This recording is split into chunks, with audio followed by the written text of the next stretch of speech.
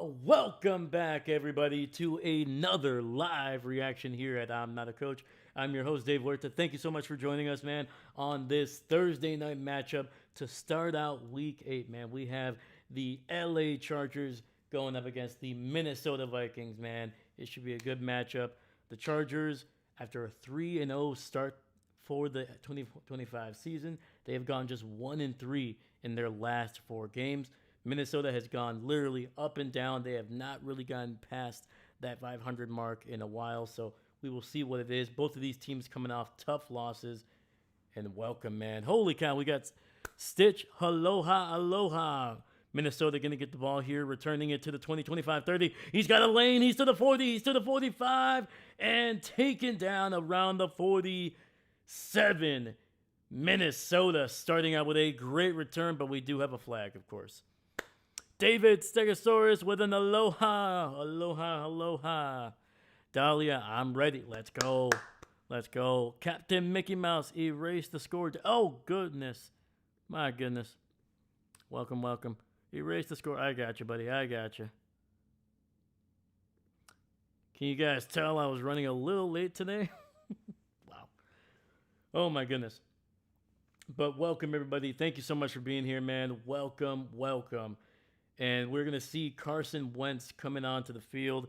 He had a rough game last week. Just like most of the time with Minnesota, man. One week they look like one of the better teams in the NFC. And then the next week they look like a team that is going to be lucky if they are in playoff contention in December. All right, let me know who you think is going to win in the chat, man. Who are you rooting for? Who are you rooting against? Dahlia? 1st and 10.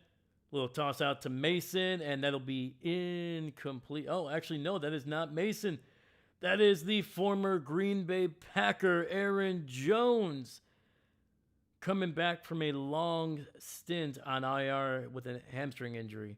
But he is back. He is starting for only the 3rd time this season. Dude, I was so sure that it was going to be Mason. I was almost stunned when I saw those dreadlocks, man. I recognized those dreadlocks. All right. With a handoff to Aaron Jones, and he will get it back to the line of scrimmage. So 3rd and long coming up here. Captain, I had the Vikings picked this morning, but changed it to LA. Ooh, going back and forth. I think it's gonna be a close game. I think neither of these teams are playing great football, or at the very least, they haven't been consistent with the good football that they've been playing. So yeah, I'm kind of with you. I think the Chargers are gonna win. I think they just have the quarterback. I think that's the deciding factor for me. So I'm picking the Chargers to win tonight, and I hope I'm right. All right, 3rd and 10. Wentz under pressure, throws it to the left, and he finds, is that Jefferson? He finds the all-pro receiver somehow able to get open and catch that floating pass that was just lingering in the air. I'm pretty sure Wentz yes, he did. Yeah, Wentz got hit as he threw that one. So that thing was just kind of lofting in the air, and Jefferson, great adjustment. He made a great catch.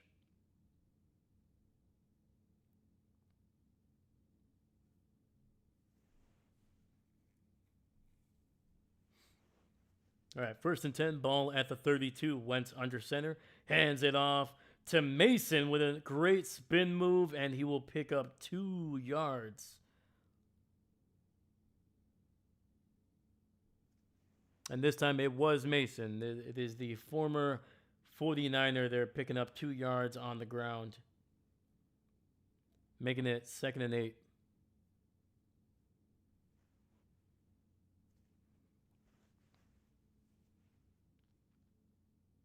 Yeah, both of these teams have been dealing with a lot of injuries, man. A lot of injuries. 2nd and 8. 2 receivers to the right. Wentz in the shotgun, running back to his left. Takes the snap. Looks to the right. Finds Addison, who makes a man miss and will pick up about 6 or 7 yards after contact, man.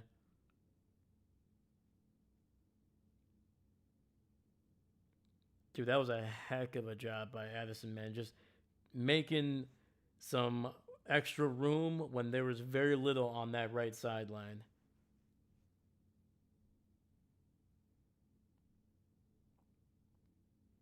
And we got 3rd and 1 coming up for the Vikings.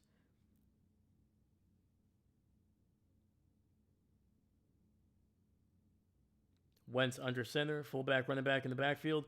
Jefferson lined up at running back. Wentz running for his life. He low. And we'll just throw this one incomplete, out of bounds. And it'll be 4th and 1 coming up for the Vikings.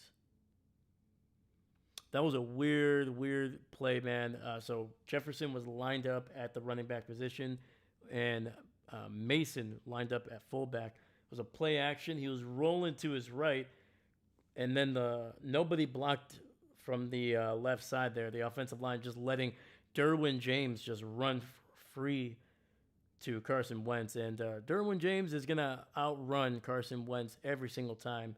But Carson able to just get enough space to throw that one out of bounds. Remember how I said the Bill was at Tanner's this Sunday? Well, I kind of messed up. It's all right, man. It's all right. They are at the Panthers. Gotcha. No, you're all good, my dude. I mess up all the time, man. It's all good. So Bills and Panthers actually should be a pretty decent matchup. All right. It was a fair catch on the punt there. So the Chargers with 11:40 will see the field on offense for the first time tonight.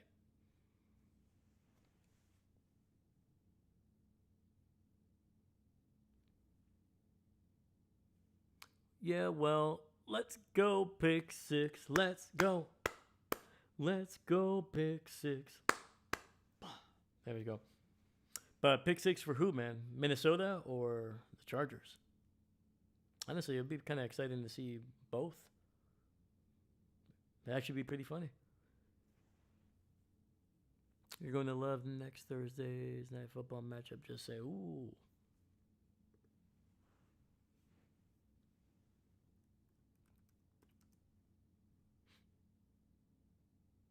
Both. Both is good.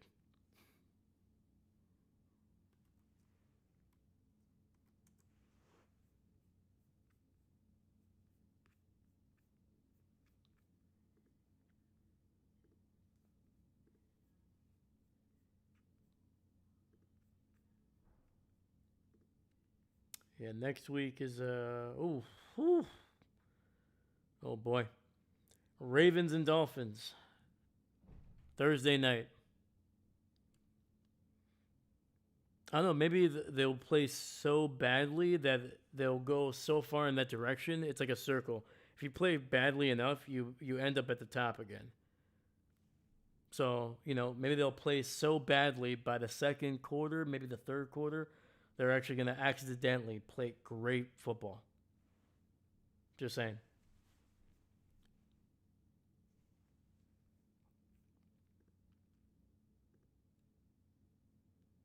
Yeah, week 11, Jets versus Patriots. I mean, the Patriots part is good. The Jets might not be might not be entertaining, unless they're just falling apart. Throwing picks, fumbling, everything. Then that might be entertaining.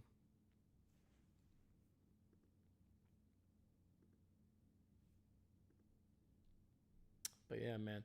But I don't know, man. So far this season, Thursday night football, especially on actually all season, it hasn't missed.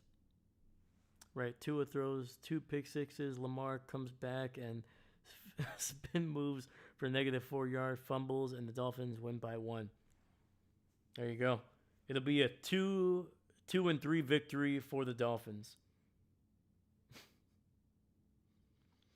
And it's going to be a handoff to the right side, and Vidal spun down for a big loss there.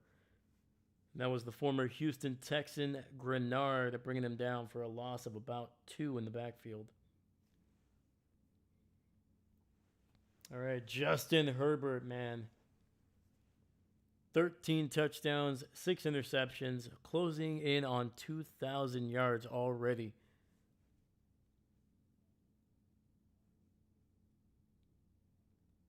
All right, we got 2nd and 13, ball at the 14-yard line.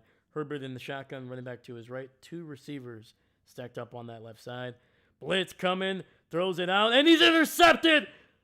Rodgers to the 10, to the 5. Touchdown, Minnesota!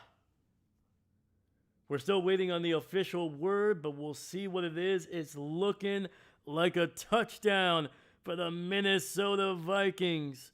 Pick 6 on the first throw for the Chargers.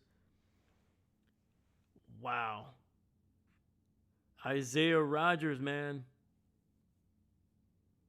I think that's his, is that his 2nd pick 6 of the year? Yeah. Ooh, oh. Uh-oh. Hold on. Oh, no. I don't think it's going to count.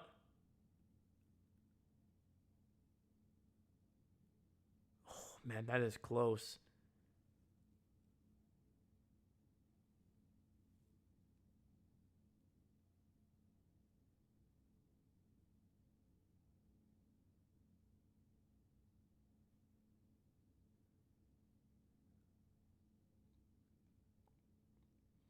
Okay, so they're saying he had control before going down to the ground.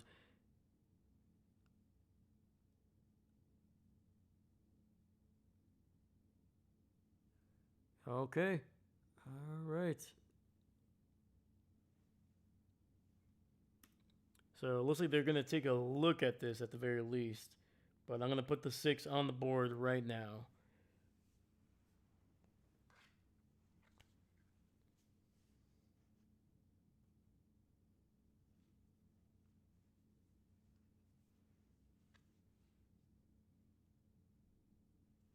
All right. So the call on the field was an interception, brought back for a touchdown. So there needs to be enough evidence to reverse the call. If there isn't, oh, okay. From the looks of it, Justin Herbert is going back on the field. Incomplete.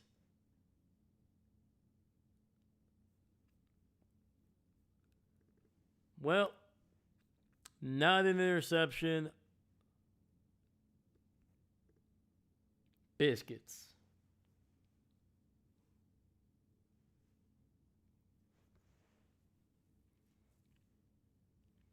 All right, so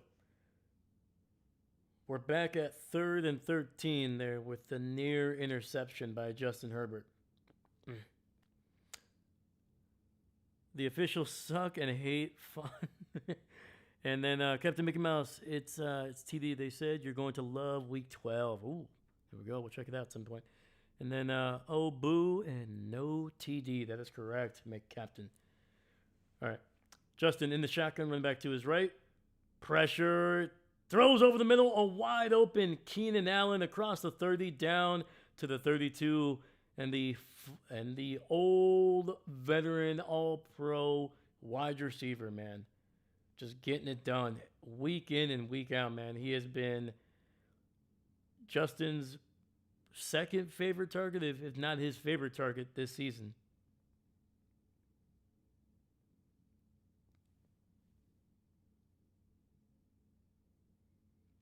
All right. 1st and 10, Justin Herbert under center here. Single receiver to the left, fullback, running back in the backfield. The delayed handoff up the middle, and that goes nowhere. Back to the 30, loss of 1.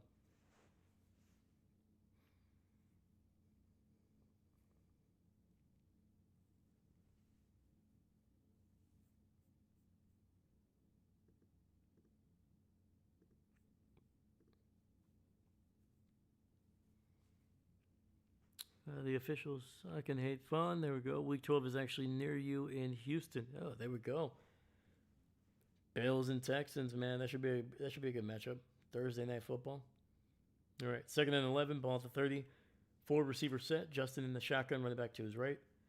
Looking to the left side. He finds number 86 there for a gain of about 10. I think that's going to bring up a Third and 1.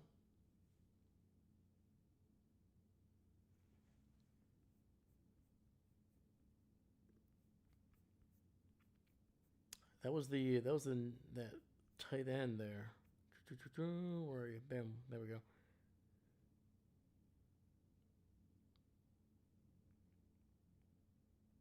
Oronde Gaddison. Okay. Hand off to the right side, and he gets a first down, stumbling his way forward for a gain of about 3 or 4 yards. And the Chargers get another first down on this drive, man. It just keeps going.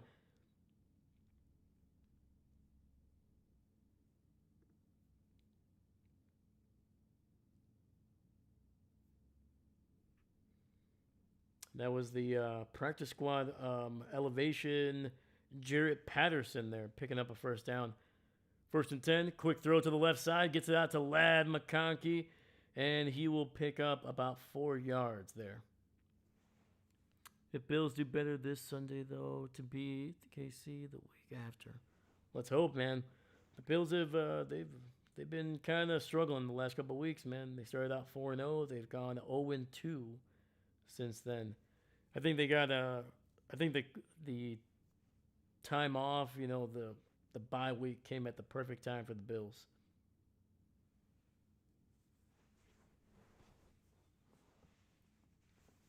Another injury for the Chargers there. Mekhi Becton on the sidelines limping. Justin Herbert, play action. Over the middle throws, and he finds the rookie tight end, Gaddison, with another great catch, man. He has been coming on the last few weeks, man. He has turned into one of the favorite targets of Justin Herbert.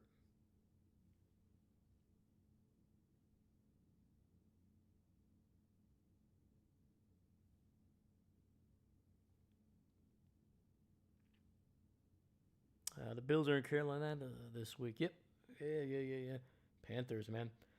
Handoff up the middle, patiently waiting for the hole to open up, and Vidal picks up about 5 or 6 yards there on the run.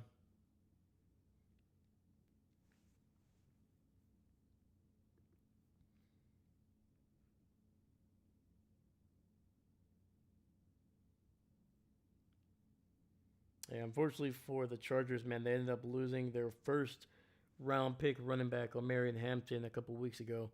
Since then, it's been mostly down when it comes to the running game, even though Vidal had a great game in his first start for Hampton. Run up the middle, and that will pick up 3 yards. 3rd and 1 coming up.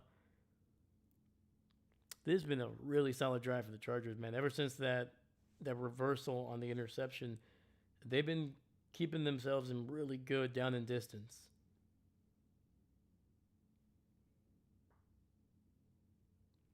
They land in CLT Saturday. Okay. Right on, man. Got to get there early. All right, we got less than 6 minutes left. Less than 6 minutes left in this first quarter. 3rd and 1, ball at the 33. Herbert under center. Play action. Pressured. Over the middle. Finds a wide open Ladd McConkey. And he will get it inside the 20. But there is a flag on the field. This might be on Minnesota.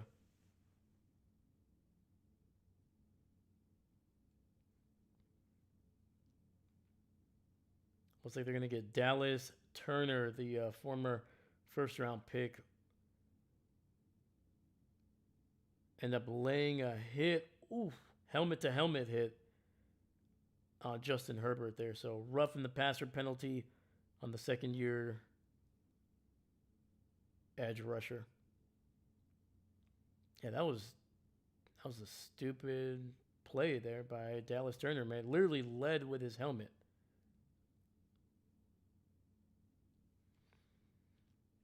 David booped the snoot and not allowed the NFL. No, you can't.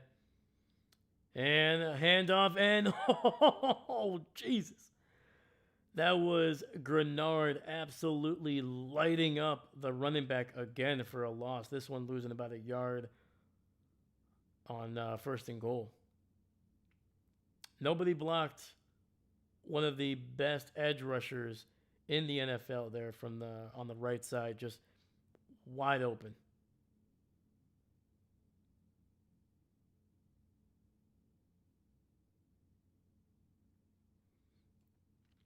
All right, it'll be second and goal at the 10. Herbert under center, single back in the backfield, single receiver on that right side. Play action, pressure. Grenard gets away. Oh, Justin Herbert picks up 2 yards, man. Got away from Grenard. It looked like he was going to pick up some more yardage than that, but at least it's not going backwards. Did you notice there's no London game this week? I saw that. I think they're going to start doing the Germany games now, right? Yeah, I think the next 2 weeks, maybe, or if not the next 3 weeks, they're going to be playing some games in Germany. So that should be fun. Deutschland, right? Deutschland. No. Third and goal, over the middle, and touchdown! The rookie Gaddison with a great score over the middle. Woo!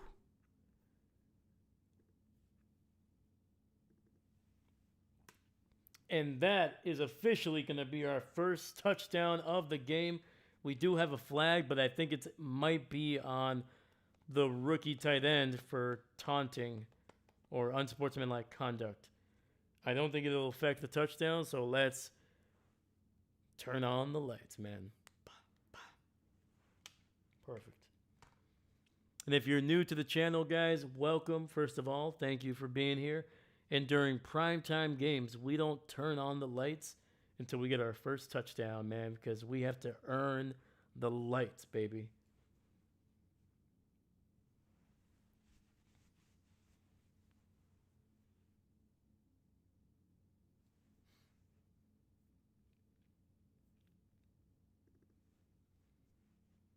And we got 4:01 left in the first. Chargers on the board for the first time tonight. And, yep, it's going to be taunting or unsportsmanlike conduct.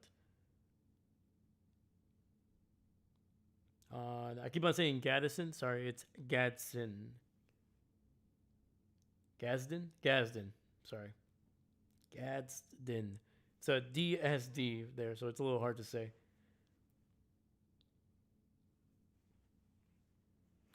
Estadio Santiago Bernabéu.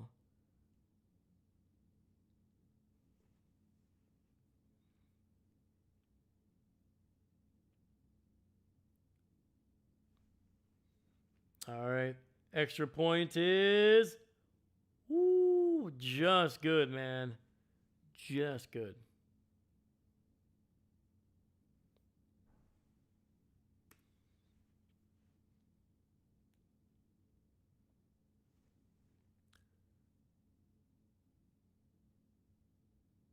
Just call him Datzune 280Z. There we go.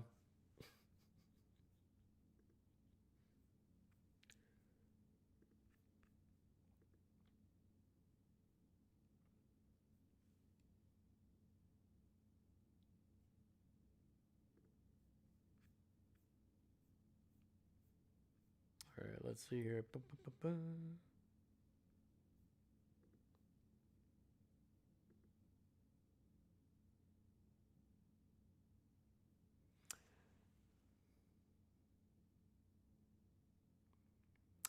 Okay, Dave, the kick wasn't good. Remove the 7. Let me see here, man.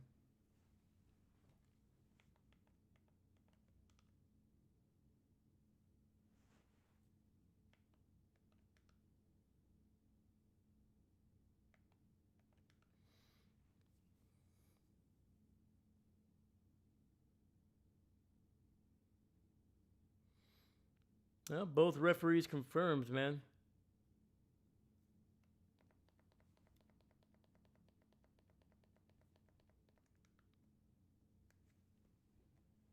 Looks like the extra point was confirmed, so it is 7, my man. It looked to me, it almost looked like he missed it, but both referees on the field Said it was good.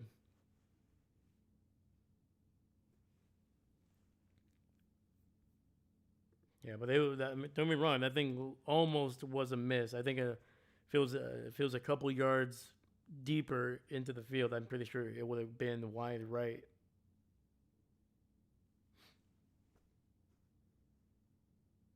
Or I guess if you're the kicker, it would have been wide left.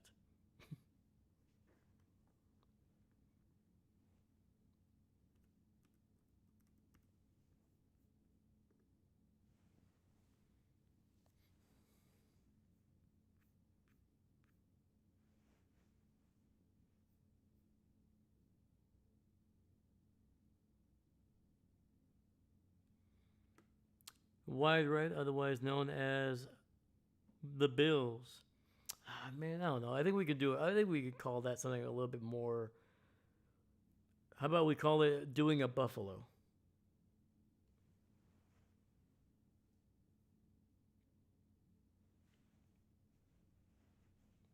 Olympiastadion, Berlin, November 9th, Berlin, Germany. Okay, there we go. Be like, ooh, that kicker, man, he pulled the Buffalo. Sorry, Buffalo fans. We gotta be creative. All right. Gonna be returned. There's already a flag. Jeez. The flag was already out before the returner, I think, even got a chance to catch the ball. Jeez. Also, not a great return, by the way. Nice.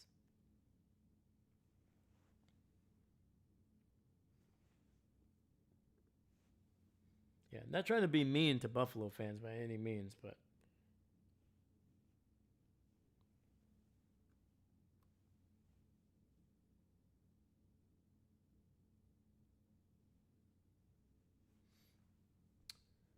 all right, let's see what the flag is. It might be on the Chargers, potentially. Oh no, it's gonna be. It looks like it might be on Minnesota.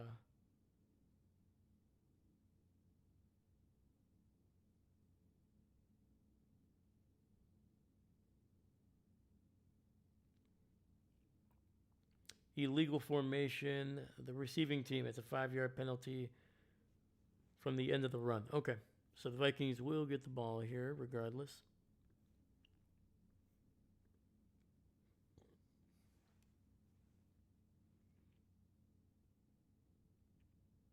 It's on Chargers.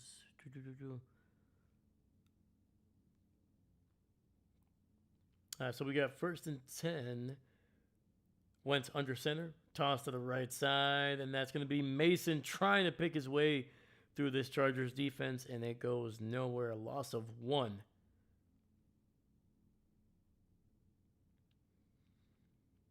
Yeah, Mason, who really came on after Aaron Jones missed some time, obviously with that hamstring injury, and he looked good the first 2 weeks. Man, he looked like a bell cow. But over the last couple of weeks, man, he's been less and less effective. I think part of that has to do with, one, obviously there's more tape on him, so teams are expecting him to get the ball more. But also between Wentz's struggles of not throwing picks and then the injuries along that offensive line have not helped. Carson Wentz dropping back and gets out of a sack, rolling to his right, and delivers a catchable ball. But Jalen Naylor Addison unable to hold on to it. And it'll be 3rd and 11. Holy cow, man. Carson Wentz's jersey is all torn up, man. His nameplate, his nameplate nearly coming off there.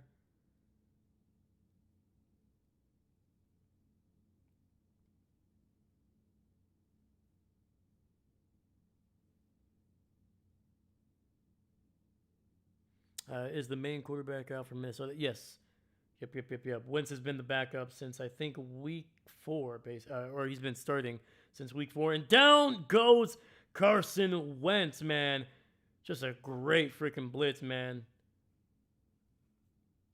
Chargers defense, man, they have looked phenomenal tonight.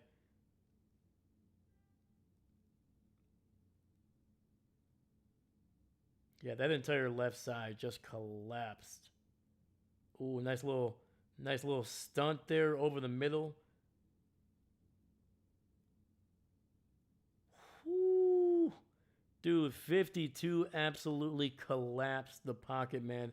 And then number 45, who was rushing initially from the going towards the right side of the offensive line, instead looped back around into that giant gap that opened up between the left tackle and the left guard, and then was able to finish off Carson Wentz there in the backfield. So a tough one for Minnesota. And the Chargers get the ball back here. But yeah, no, JJ McCarthy, he ended up injuring his his right ankle in week 3. And since then, man, it's been the Carson Wentz show. The first game, it was rough, really rough. I think that's when Carson Wentz threw like 2 or 3 interceptions. And then since then, it's just kind of been up and down, man. Sometimes they play well. The next week they play bad. You know, it's been win loss all season for the for the Vikings. Sorry.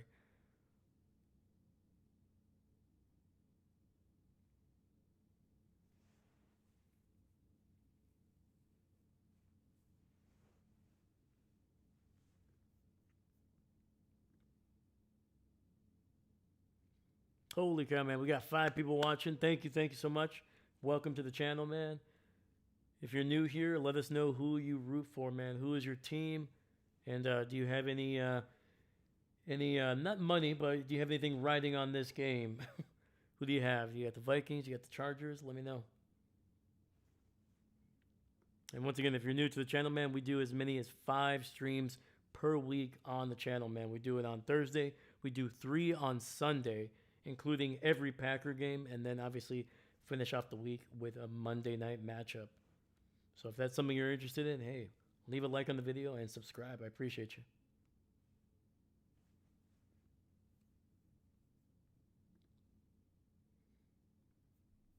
But yeah, looking at the stats here for the Vikings, man, it's been rough. Carson Wentz has been throwing a lot of interceptions, man.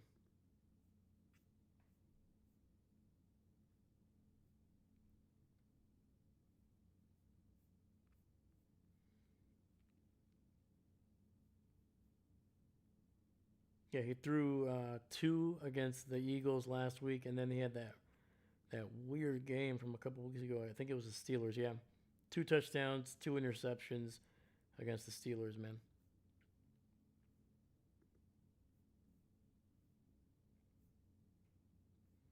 Yeah, so far this season, Carson Wentz 5 touchdowns, 4 interceptions. All right, we're back here. 1st and 10, ball at the 41. Justin Herbert has a free play, throws it down the field, and Ladd McConkey unable to haul that one in. Come on, Ladd.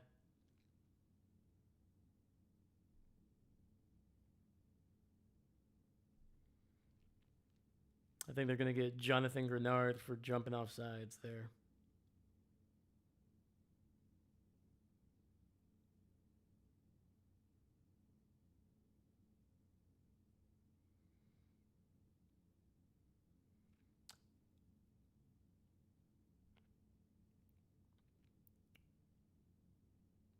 So Ladd McConkey unable to catch that one because his helmet got in the way. He's got little arms, but just a big giant helmet. So run up the middle there, and on 1st and 5, we'll pick up about 3 or 4 near the 50. So short yardage situation coming up on 2nd down for the Chargers.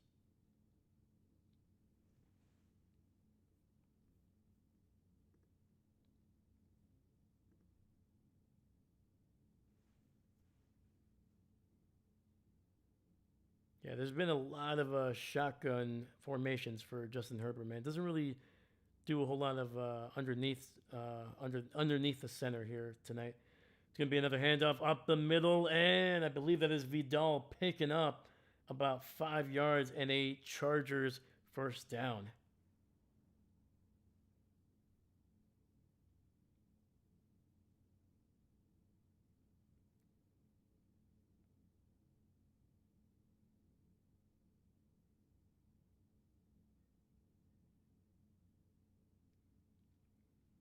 Sorry, that was actually a pickup of 7 down to the 44 of Minnesota. Herbert under center, single back in the backfield. Play action, looking, and he's going to dump it underneath to his new favorite target. Gaddison getting it down near the 38. Pickup of 6 yards.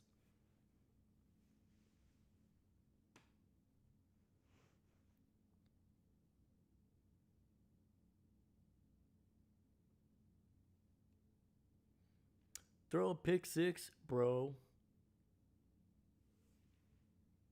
And man, it would be cool if he did. He almost threw one for us on the first throw of the game. Herbert under center, handoff up the middle. Vidal with some head of steam going down to the 31 and a first down for LA, man.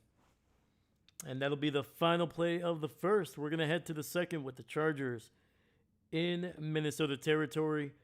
And they are knocking on the door of that field goal range already.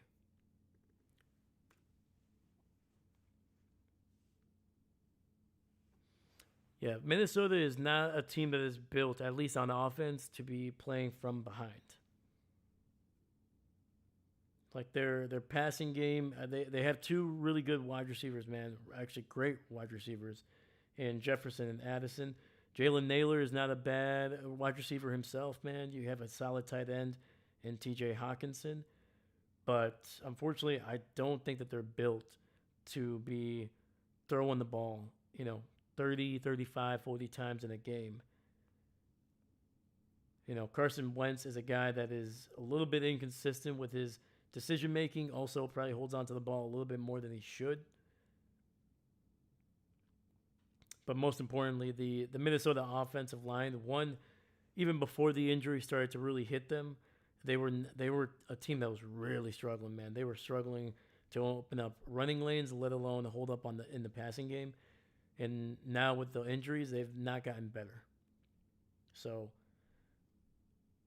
hopefully they can kind of keep this game close for the benefit of themselves, because if they're down 14 or 17 to nothing, it's probably not going to end well, man. I think there's going to be a lot of wild throws by Carson Wentz.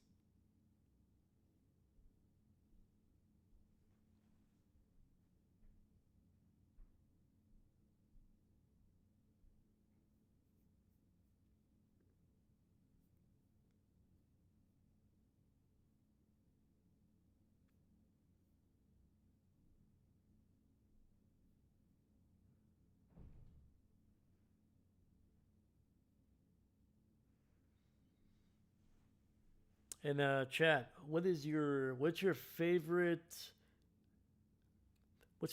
scary movie? Sorry, I was gonna say what's your favorite horror movie or a Halloween movie, but when I said that, I was like, you know what? Let's go full scream. What's your favorite scary movie? But yeah, what's your favorite Halloween movie, guys? Looks like J.J. McCarthy will be back next week against Jared Goff and the Lions. That's what they're saying. Yeah, I think this. They said that if it was truly that was like we need him to play, then they would have put J.J. in this week. But fortunately for him, they're gonna roll out Carson Wentz one more time. They're trying to give him that extra week of rest. And that's going to be a tough matchup, man. Putting him back against the Lions, especially after the week they had against the Buccaneers. All right, 1st and 10, play action. Justin Herbert taking off. He's going to run. He's to the 25, gets a blocker to the 20, to the 15, and down near the 13. Justin Herbert picking up some big yardage on the ground before going out of bounds. Captain, both Beetlejuice. Oh, okay. I've yet to see the second one. Let me know if I should watch it. I like the first one. First one was a classic, in my opinion. David, Cabin in the Woods. Ooh. Very, very nice, man. Heck yeah. Cabin in the Woods, man. Such a fun movie. A great blend of comedy, a great blend of horror, too. It's going to be a toss to the left there. Picking it up, and Vidal getting it down near the 9-yard line. Yeah, I remember God, Cabin in the Woods. What was my favorite part of that movie? Honestly, I don't know. I watched this as like when it first came out, so I was a kid. I completely forgot about the motorcycle scene. What was gonna happen? Yeah, caught me off guard. Play action. Herbert rolling to his right.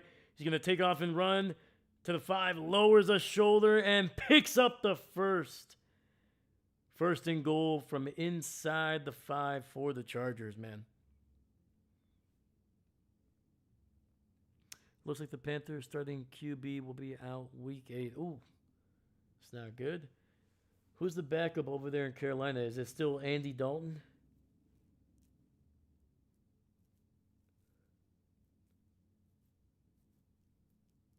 Yeah, that's unfortunate, man, because, sorry, there we go. Jeez. It's going to be a handoff to the left. He stays on his feet, and Vidal, behind that dominant offensive line, will get into the end zone, and it will make it 13-0 early in the second quarter, man. Haha, yeah, the motorcycle scene is great. Oh, yeah, man. Absolutely. Yeah, the one thing I found out about that movie, I think I found out like a couple months after watching it. That thing was filmed like 2 or 3 years before it came out. Because like apparently the studio that made it was going under, so they had to keep it. They couldn't release it, and then it took forever for them to release it. So I thought that was hilarious. And the extra point this time is no question good. And early in the second quarter, it is 14-0. Chargers dominating on both sides of the ball. Yeah, I'm trying to remember. I think they said that movie came out in like what, 2012, right? 2012. I think they said that they were done filming it in like late 2009, and they were planning to release it in 2010, but then they just couldn't find a distributor in time before that company went under, so it took like 2 years to get it released. Captain Andy Dalton will play against the Bills because their starting quarterback is out. Okay, Dave, is Andy Dalton good? Andy Dalton, he was very good when he was the starter for Cincinnati a long time ago. Long time ago. For a while there, I think you can confidently say Andy Dalton was a top 10, top 7 quarterback in the NFL. At times, he played like a top 5 quarterback, for sure. When he was kind of throwing it to A.J. Green over there in Cincinnati. Since then, he's kind of bounced around the league. I know he was a backup for the Bears for a little bit. I think he went somewhere else. I can't remember where, but I think Andy Dalton is one of the better backups, but don't expect him to throw for, 400 yards or, 5 touchdowns or anything like that. I think if you can get a, 230-yard day with two touchdowns and no turnovers, I think that's a really good day for Andy Dalton. So, yeah. I think Andy is good. I think he's one of the top backups in the NFL. He's smart. He still can throw it well. And for the most part, he's not going to lose you the game because of his decision making. So, what is Andy Dalton's draft pick? What was he drafted? I'm pretty sure Andy was drafted in the second round because he came out of that same draft with A.J. Green. I think it went A.J. Green in the first, and then in the second round, I think they picked up Andy Dalton out of TCU. But let me double check. It's been a while since I've looked at Andy Dalton's. Andy Dalton is a former second-round pick out of TCU back in 2011. Yeah, I remember his TCU days because he ended up beating Russell Wilson and the Wisconsin Badgers for in a bowl game. So I remember watching that game, dude, and the Badgers just got walloped by Andy Dalton and the Horned Frogs.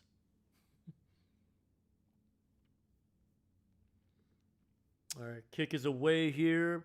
Picked up at the 5, return to the 15, to the 20, 25, and stays on his feet and goes down at the 30. And that's where Carson Wentz and this Minnesota offense are going to take over.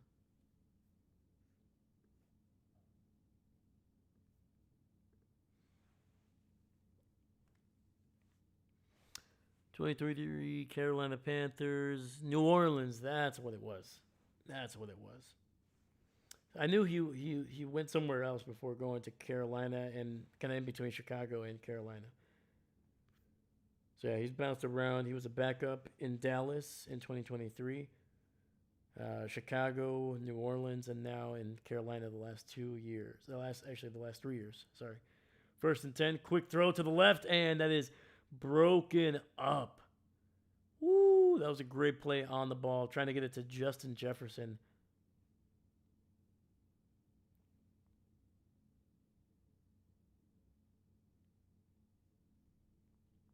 Yeah, he spent what was it, 10 years in Cincinnati, right? Or 9? 9 years. Sorry, 9 years in Cincinnati. All right, we got 2nd and 10, ball at the 30. 3 receivers on the right side, handoff to Aaron Jones, and he picks up 5 yards on the ground.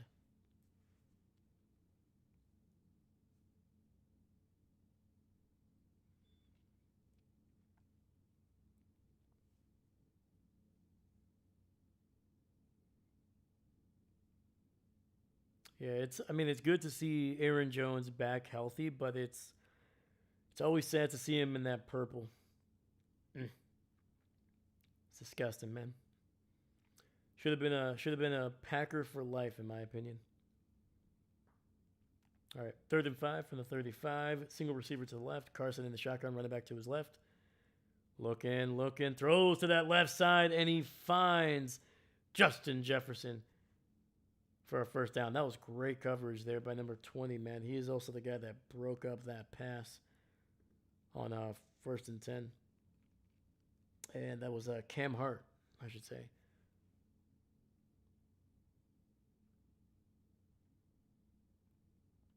Ooh, Cam nearly actually got a hand on the ball, but Justin able to corral that one.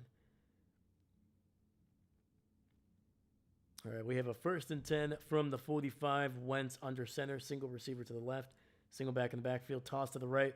Aaron Jones finding a little bit of a gap and will pick up 4 yards down to the 49.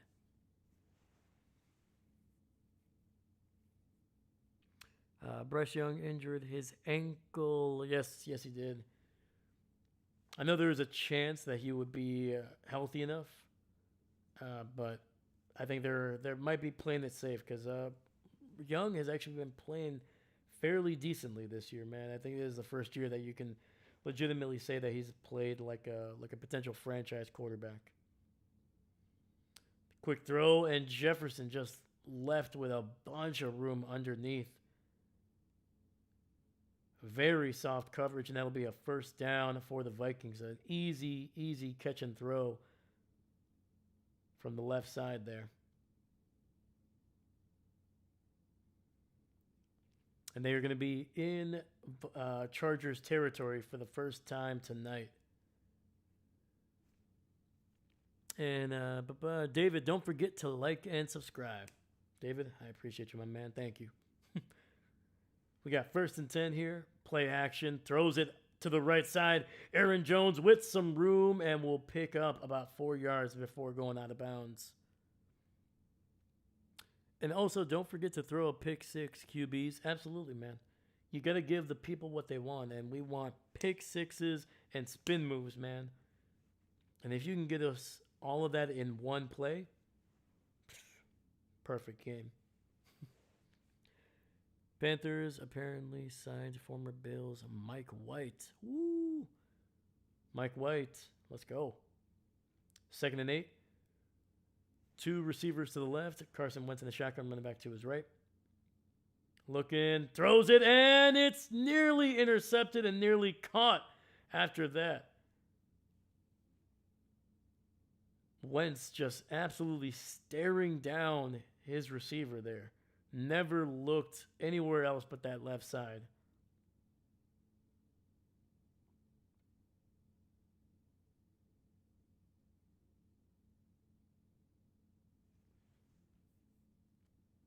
And that was a Denzel Perryman, dude, able to get a hand on it. All right, we got 3rd and 8, ball at the 39 of LA. Wentz in the shotgun, running back to his right. 1 second on the play clock, and gets it out. Throws it underneath to Mason, and he will pick up about 2 or 3 yards, and it'll be 4th and long coming up.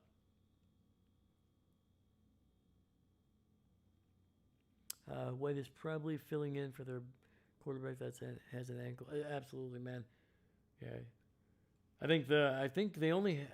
Pretty sure Carolina only had 2 active quarterbacks. It was Dalton and Young, so they needed one for game day. So they probably brought up Mike White from the practice squad there, because you can elevate a guy 3 times before he has to stay on the practice squad. And the kick is good, and Minnesota on the board for the first time tonight.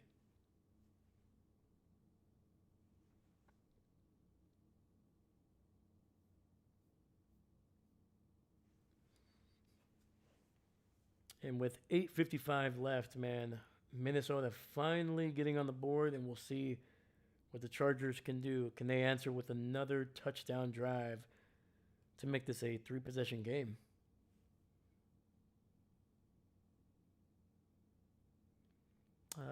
They signed him to fill in for Bryce. Yeah, absolutely, sir. I got you.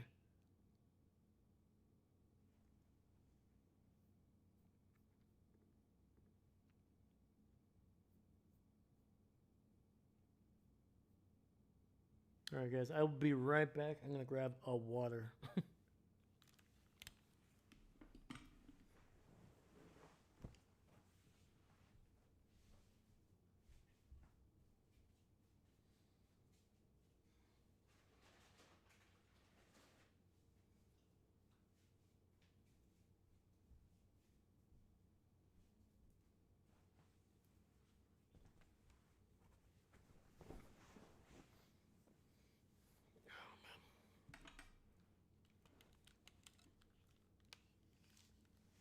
Oh, baby.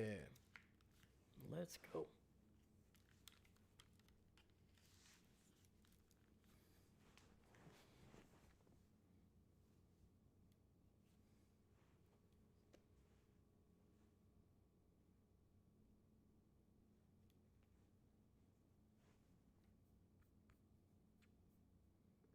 I'm trying to find an update on Mekhi Becton. I haven't seen him on the field, so I want to see if he's actually going to be coming back at all.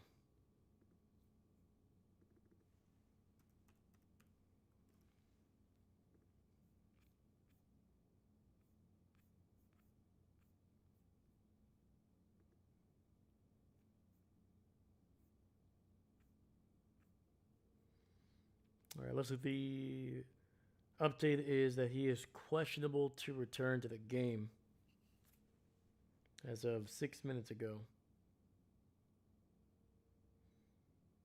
That's tough, man. That is tough for the Chargers, man. They just got Joe Alt back as well.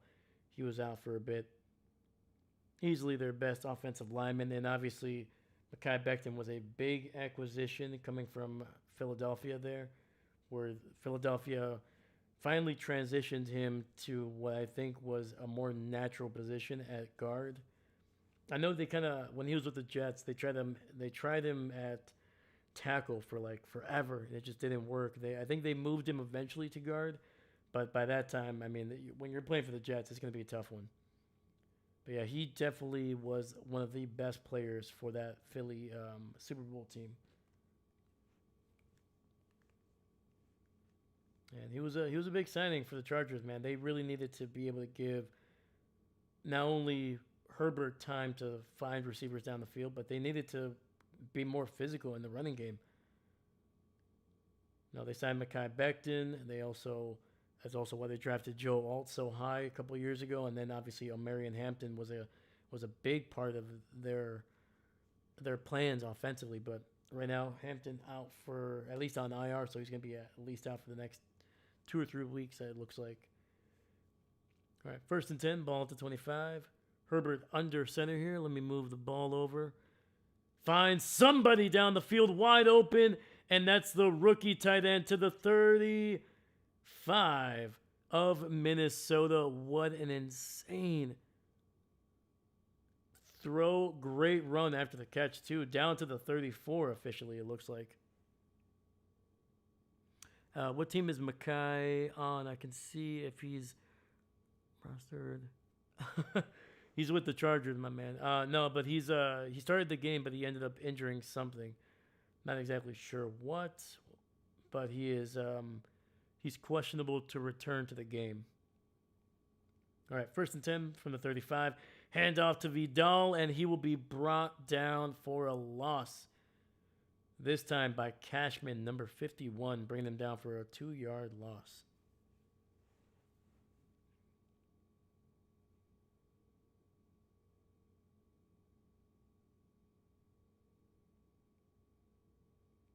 Yep. All right. Right on, man. I appreciate you. Thank you, Captain.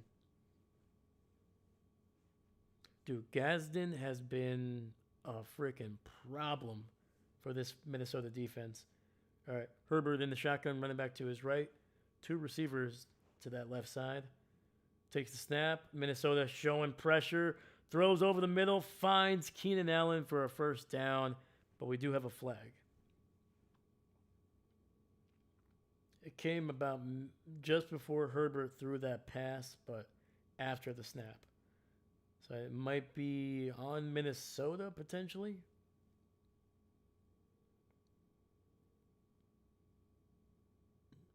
Oh, it was offsides.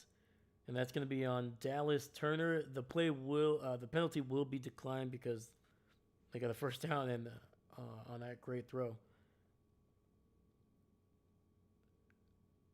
All right, man. Dallas Turner, man, he is struggling. He had the bad penalty there against Herbert, hitting him with the crown of his helmet. And then on top of that, hasn't really made too much of an impact when it comes to pass rush. Oh, it looks like the Minnesota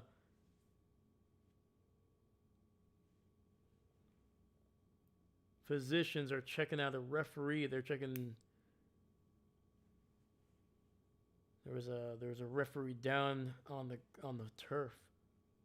Might have hit his nose.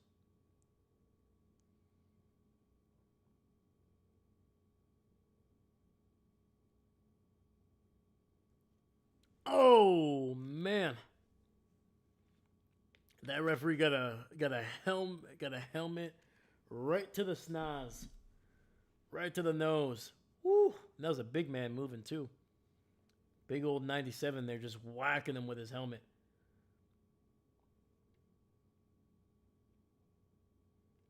All right, after the 1st down catch by Keenan Allen, 1st and 10, ball at the 24. Play action, free rusher. Grenard brings down Justin Herbert for the 1st time tonight. And once again, dude, Grenard just... Nobody blocking him, dude. Nobody blocking him from that right side. Well, that was a terrible attempt there by the rookie.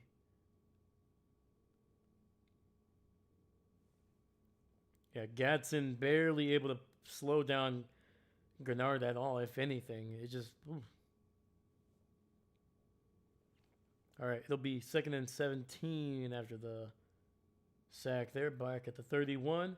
And trying to set up a tight end screen, and that goes nowhere.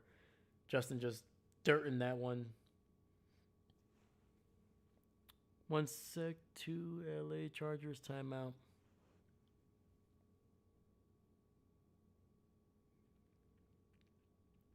Derwin James questionable to return also. Ooh. It's another major injury there, man.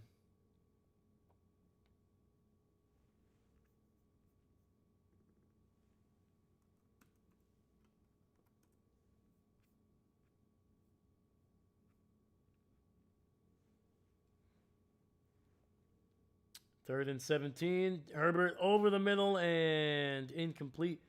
Trying to get it to Ladd McConkey, and Herbert ends up on the ground.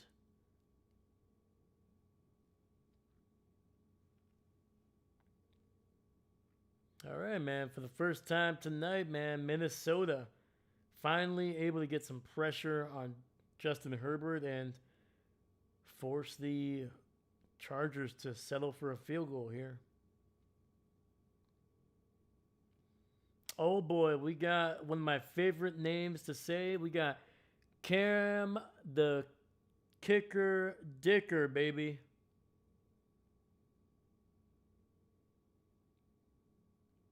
Let's go. Dicker the Kicker in for this 49-yarder to make it a 14-point lead. And the kick is no good. Wide left. It was looking good, and then that just whoop. Like a curveball, just woo.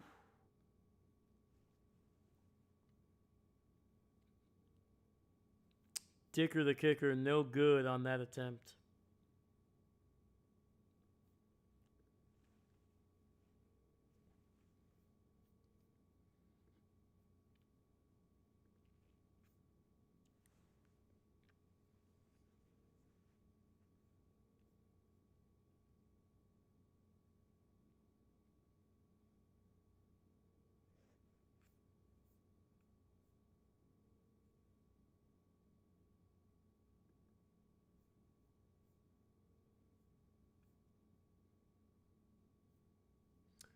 So it looks like the injury to James is an ankle injury. So,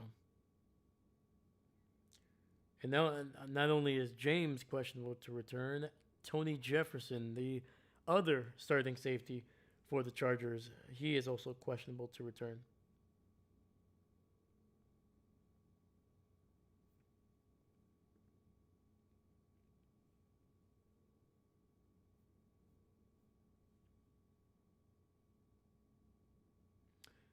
Apparently, Mackay has a hand injury. Ooh. Yeah, I saw that hand taped up. I wasn't sure if that was the injury or if it was something else. But okay. The hand, that's not good, man. Yeah, it's going to be hard to try to move 300-pound linemen when you can only use one hand. That's going to be tough, so.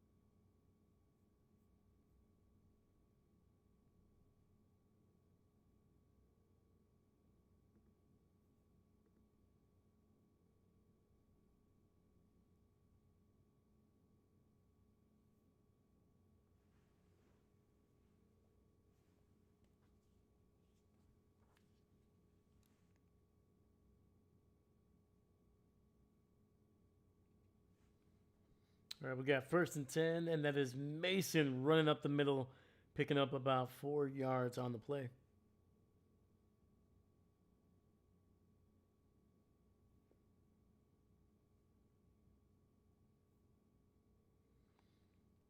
And that's going to be a penalty on the rookie left guard there, Jackson. Oh, yeah. Oh, yeah. Holden Tart there over the middle. The big man, number 90, got past him, and then all he did was just bear hug him from behind.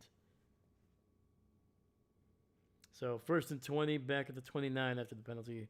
Wentz in the shotgun, throws it out to the left, gets it out to his all-pro receiver, and Jefferson picks up about 4 yards on the catch and run there.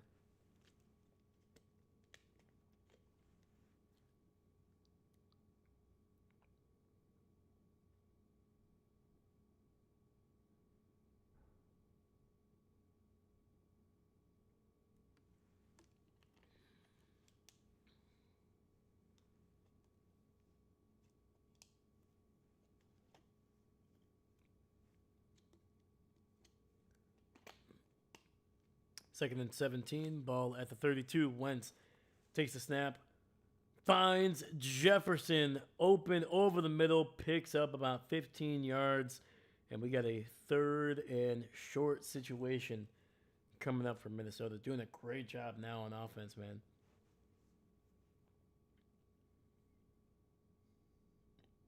I think you're starting to see the injuries in the secondary for the Chargers taking their toll just a little bit, man. When you're basically down your top 2 safeties, man, that little shell at the top starts to get a little wonky.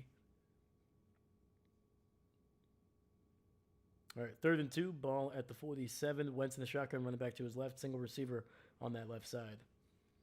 Throws it, and the ball is batted up, and Wentz just slapping that one away. And Wentz comes up holding his left arm there. He has a massive brace on that upper left part of his left arm there, but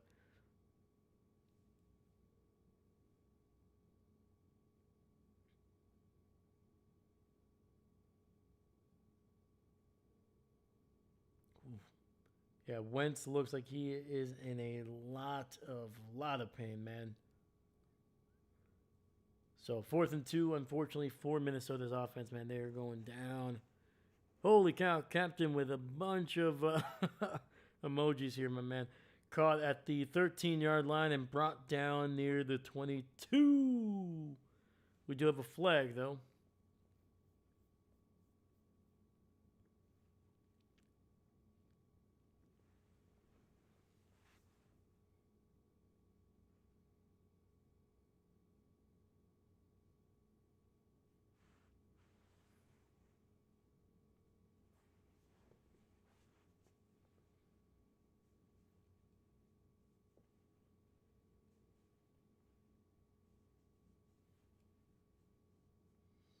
So it's going to be on the Chargers there for holding on number 36. So that'll move them well into their own 20-yard line.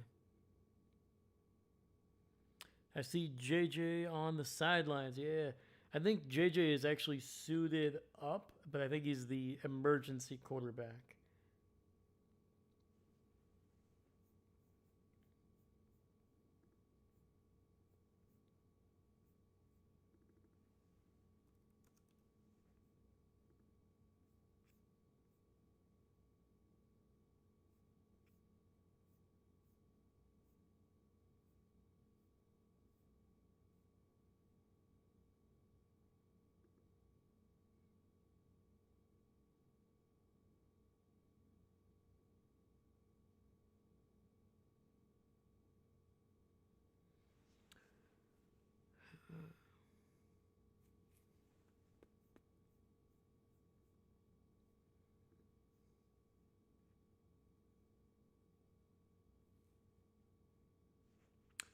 Mackay is probably not going to return tonight because he has a knee injury.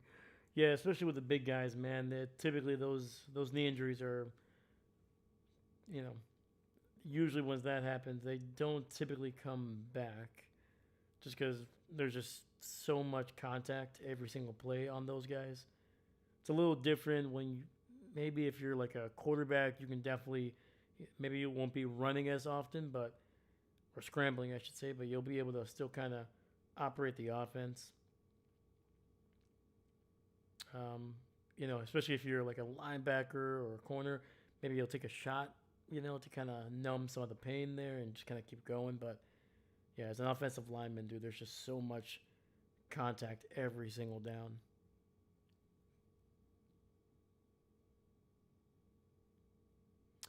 David, yeah, well, I see penguins. Let's go. Where, man? Point them out to me, man. I want to see some penguins.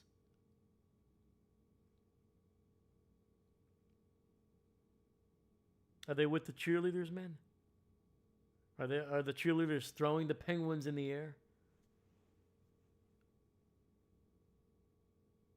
Woo!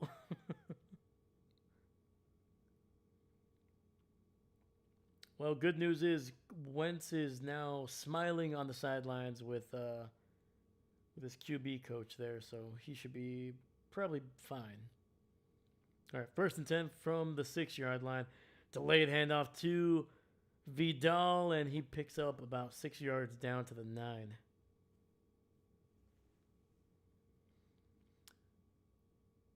Time for a pick six. Pick six.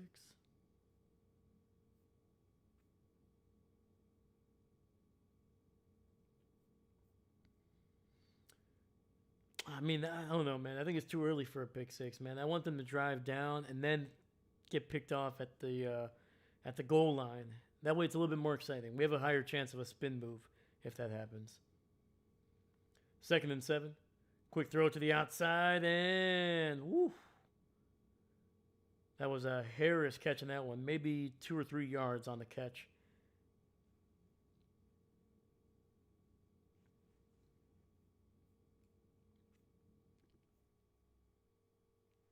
I got tackled by Isaiah Rodgers immediately after catching that one. So 3rd and 5 coming up for the Chargers deep in their own territory.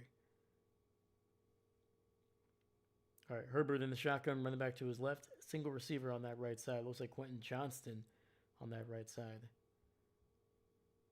Looks, throws, and he delivers a great throw to Keenan Allen, who picks up the first. Gain of 7 and a new set of downs.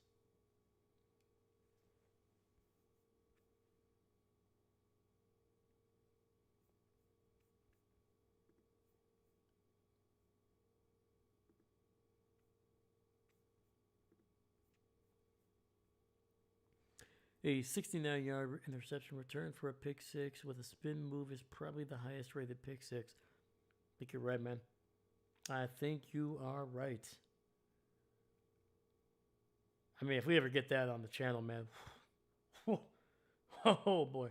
Herbert looking, finding Ladd McConkey deep down the field to the 30 and down near the 34. Wow, dude. Wentz was just running for his life in that backfield. Somehow able to find time and space to deliver a great throw to his short, little, fast receiver. It's good to see Ladd McConkey finally catching passes, man. The first couple weeks, man, were rough. Absolutely rough, man. Especially if you had him on fantasy. Oh, my God. It was terrible.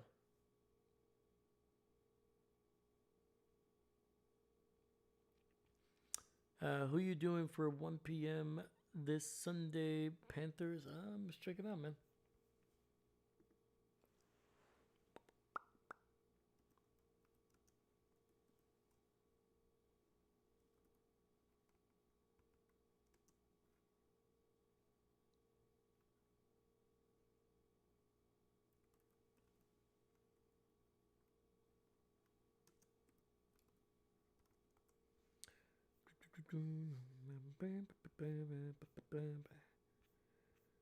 Let's see here.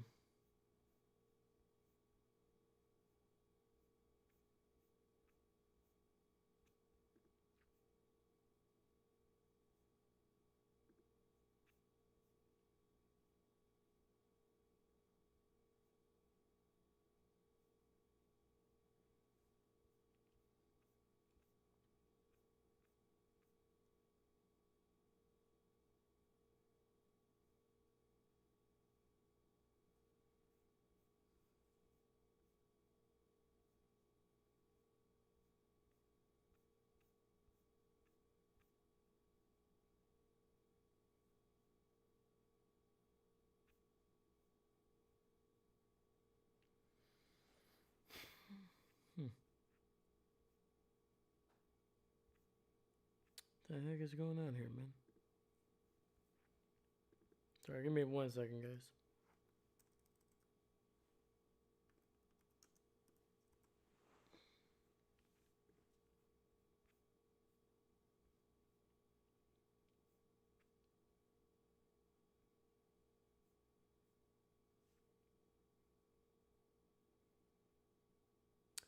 So in my area, they're going to be showing Giants and Philadelphia. Yep.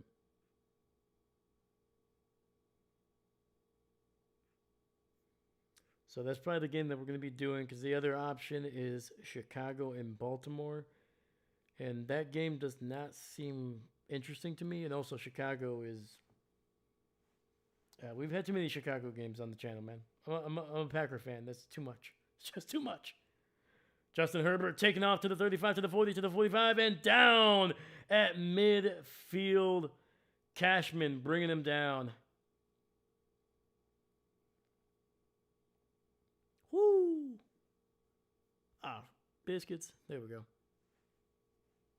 Sorry, I moved the ball on one screen and I didn't update it on the other. There we go. 1st and 10, ball at the 49 of Minnesota. Herbert looking, takes the snap. Running again. He's to the 45 and will fall down near the 43.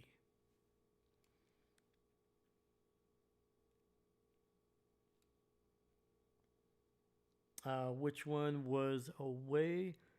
I believe it was. I believe it was Philadelphia away. No, sorry. New York is at Philly. So they will be at is it Lincoln Field?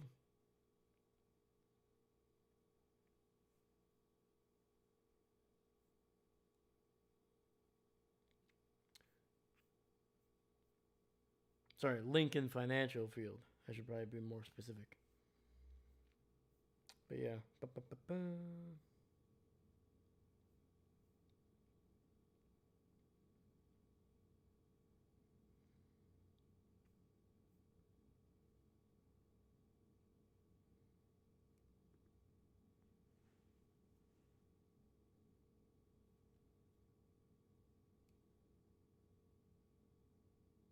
'Giants and Philly, my man. The Giants and Philly.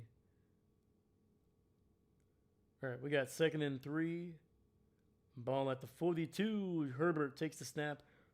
Throws it over the middle. Finds Ladd McConkey. And he picks up a 1st down near the 26-yard line. Nearly broke it loose. Literally an ankle tackle there by Minnesota. All right, we got less than 60 seconds left in the 2nd quarter. 1st and 10.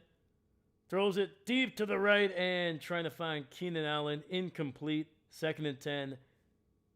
Coming up for LA. Stops the clock at 50 seconds.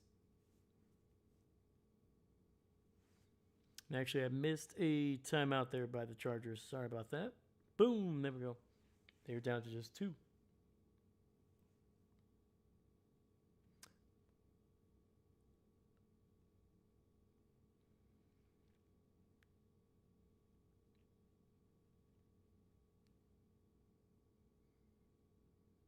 Second and 10.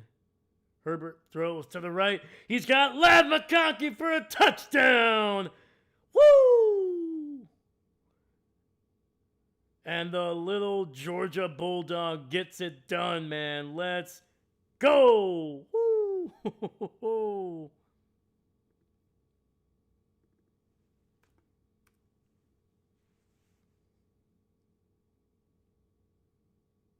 And then at halftime, you check the Bills on set. Unfortunately, man, it didn't look like they were showing it in my area, man.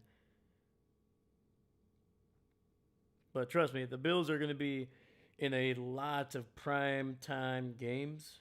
Trust me, we're going to be. I would be surprised if we don't do at least another 2 or 3 Bills games, not including playoffs. So trust me, the Bills will be definitely featured on the channel quite a bit here. Should we? I think we've already done 2 or 3. But yeah, Trust me, as the season goes on, the Bills are probably going to be flexed into a couple primetime games. I think they still have like 2 or 3 more guaranteed primetime games. I wouldn't be surprised if they get flexed in to another one late in the season. So, oh yeah, trust me, the Bills will be on there, my man. It just probably won't be this week, unfortunately. All right, man. The extra point is good. And the Chargers, with 45 seconds left in the first half, score a touchdown to make it a 18-point lead, man. A full 3 possessions heading into the half.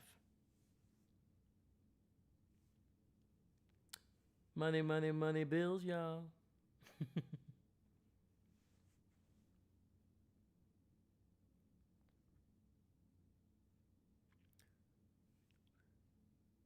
I hope we only do one Bills playoff game.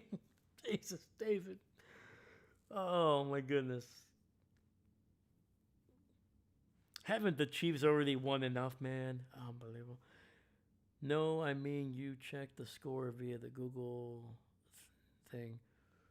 You mean during Sunday? Yeah, we can check. Yeah, we'll always do the scores, man. We always do the score. Dakota Martin, what's up, my brother? What's up? Let's go, Chargers. Let's go, Dakota. How you doing, my man? How you doing this fine Thursday evening? It's good to see you, my man. Good to see you. Good to see you. Next week will be your Bills game. Oh, okay, right on, man. Yeah. Next week, once again, we won't be. Oh no, yeah, next week you said, not this week. Yeah, next week, yeah. So we've done a lot of Bills on the channel, man, and that's not. They've been good. They've been fun games. All right, and David, no, they have not suffered enough. Oh man, dude, I love it. I love it. I love this chat, man. You guys are hilarious.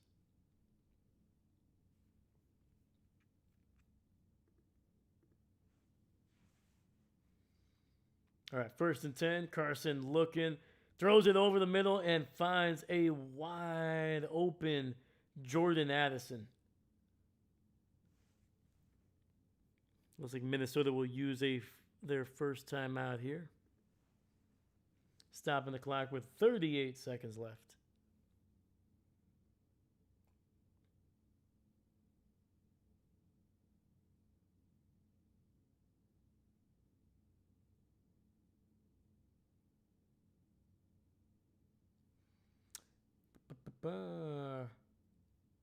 See here.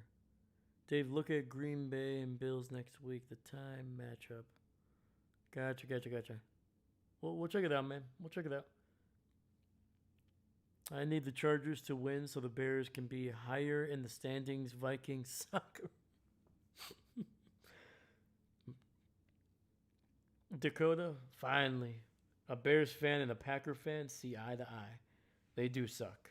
Carson Wentz goes down for a sack, and that is the former Baltimore Raven bringing him down for a big sack there. Oh, boy.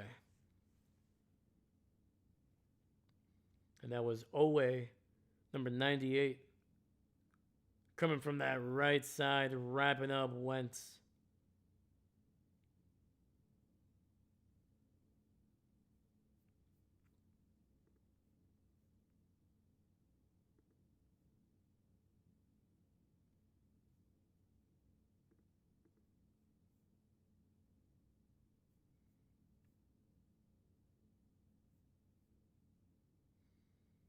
I was going to say, I could have sworn I saw Owe with the Ravens this year because we covered, I think, Ravens in week 2, I think. And yeah, they traded him about 2 weeks ago. They traded him on October 7th to the Chargers for a 7th round draft pick. 2nd and 11. And Wentz goes down again, this time back at their own territory. And it's beginning to look rough for the Vikings here. They're going to use their final timeout here.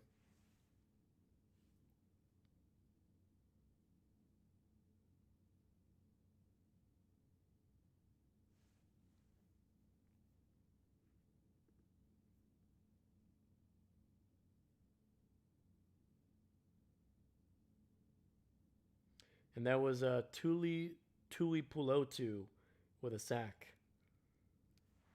I know for a fact I nailed that name.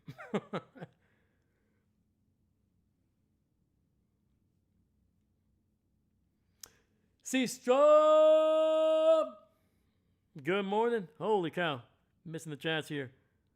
Dakota, they have 3 players on RN. 150 points I have, Dave. Hey, let's go. Yes, 2, let's go. And Seastrom, good morning, my man. Good morning. Carson looking, has time, and he finds Jefferson. And he picks up 17 of the 18 that they need for a first down. Clock is running. They have 0 timeouts left. It's 4th down.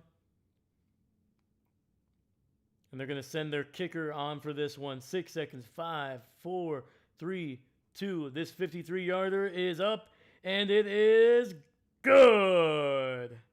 Oh, no. No good. Oh, my God. I thought, oh, boy, it is short. It is short for the Minnesota Vikings, and the Chargers will head into the locker room up by a full 18 points. Dang. Let me see here. Week 1, you talking about? It might have been week 1, yeah. The Ravens game. I went back and forth on this one. Feel better now after having settled on the Chargers to win. There you go. There you go. Yeah, plus we don't want Minnesota winning, do we? We really want these Vikings fans. Do we really want them to just have some hope? No. Not at all. So this team destroys the Vikings. Steve, what's going on, brother? Holy cow. Everybody's coming out, man. I appreciate you guys being here. Heck yeah. So this team destroys the Vikings, but the last match get destroyed by the Colts. How is that possible? I don't know. It's the NFL, man. It's the NFL in 2025, to be specific. We don't know what's going on. You know, one week they look like one team looks like they're the best team in the NFL. The next week they're on their 2nd straight loss. I'm talking about the Bills and the Philadelphia Eagles, man. They were looking like the best teams in the NFL first 4 weeks. Then loss, man. It's just, you never know. Yeah, that's week 1 against Buffalo. Oh, there we go. Heck yeah. Heck yeah.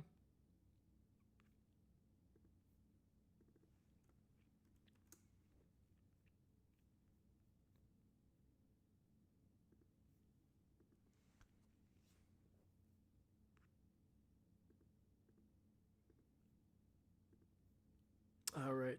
So let's look at the halftime stats, man. Bring the timeouts back. I got you, buddy. I got you.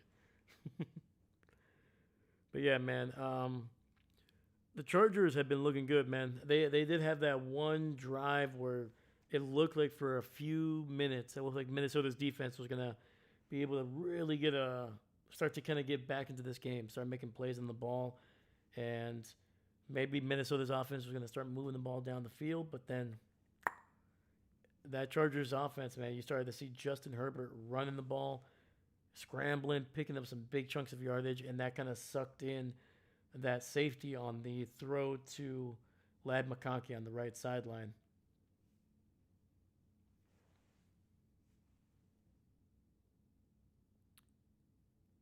Nucky Duck 15, what's going on, my dude? Welcome, man. Even as a Packers fan, this is hard to watch. A little bit, just a little bit. Just a little bit. But to be honest with you, it's nice to see the Vikings finally playing up to their potential. Just a full 3 points. Look at the Bills and Green Bay for next week after the stats and see if it's possible. We'll see, my man. I'll check it out. All right. Let's look at these halftime stats, man.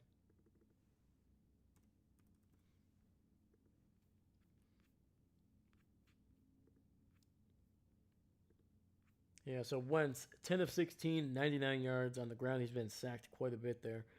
And the running game has been basically non-existent for the Vikings. They have run the ball 5 times with Aaron Jones and Jordan Mason. and they have a combined 10 yards on those 5 carries.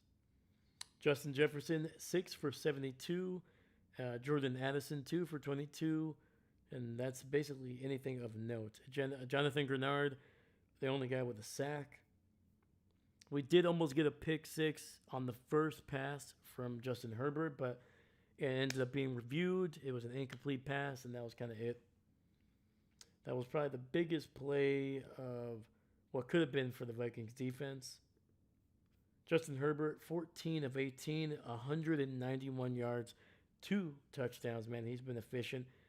And right now, Herbert is the leading rusher for the Chargers. 5 carries, 51 yards on the ground, man. That's a wild stat. Justin Herbert literally has 5 times as many yards on the ground than the Vikings do as an entire team.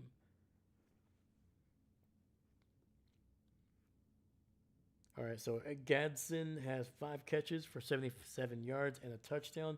Lad McConkey has 5 catches for 77 yards and a touchdown. So that's little parallels there, little twins right there in the receiving game. Keenan Allen 3 for 55, 3 for 35, and then we got Justin Ogobe with 2 sacks, as well as Adofe Owe with a sack as well. So Chargers have been getting some pressure on Carson Wentz all night, man. They've only sacked him 3 times, but they have laid a couple more hits on him, man. I think he's been hit 6 or 7 times in this game. Third down efficiency, 5 for 6 for the Chargers, 2 for 7 for the Vikings. And when it comes to the penalties, 5 on the Vikings for 39 yards. And that's basically it, man. It's been a pretty comprehensive performance, pretty dominant performance for the Chargers, man. Total yardage is 266 for the Chargers, and the Vikings have less than 100 total yards on offense. Nucky Dave is a huge Packer fan because he has merchandise behind him. Okay. Absolutely, man. Yeah, we got the cheese head. We got all this stuff here, man. It's all Green Bay up in here, man.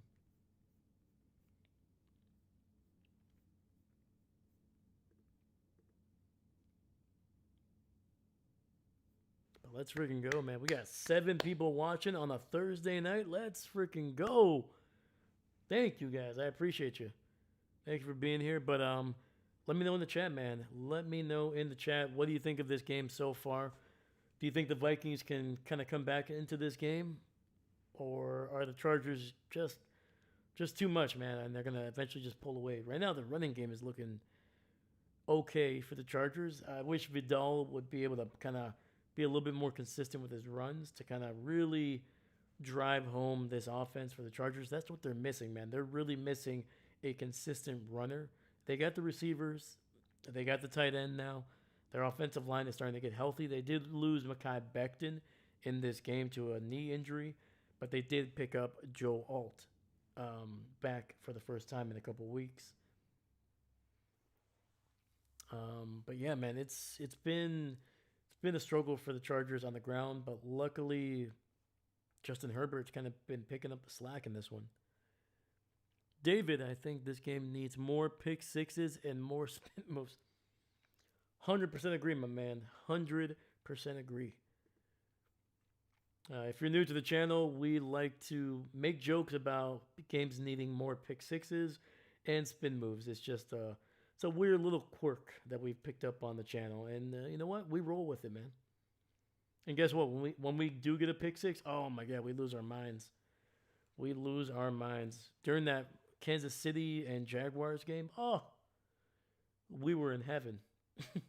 That 99-yard pick six. Joe Alt name equals Joe Alt delete, because he deletes pass rushers, man. He's been a pretty dang good left tackle for the Chargers for a while. Oh, sorry. see what I said, or did I get hidden? No, no, you didn't get hidden. 1 p.m. Panthers versus Green Bay next week.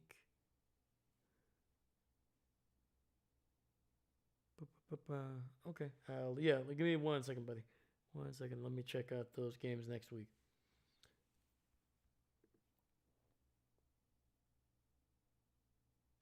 But yeah, Joe Alt Delete. I like that. That's a good nickname. We also like nicknames on the channel. Rico Down Rico Dowdo is Uncle Rico, and we got a bunch of those, man. So if you guys have creative nicknames for any players, hit up in the chat, man. I will bring those out to the light, man. I will hit those hard, man, because we love nicknames on the channel.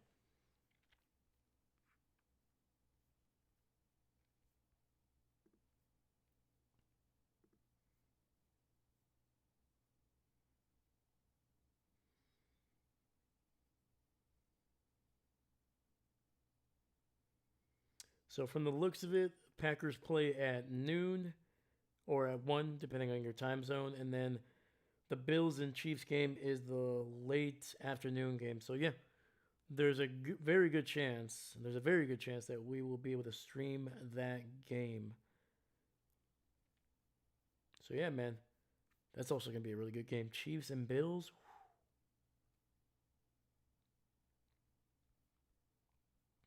So yeah, Captain, it looks like we're gonna be able to get the Bills on the channel next week from the looks of it.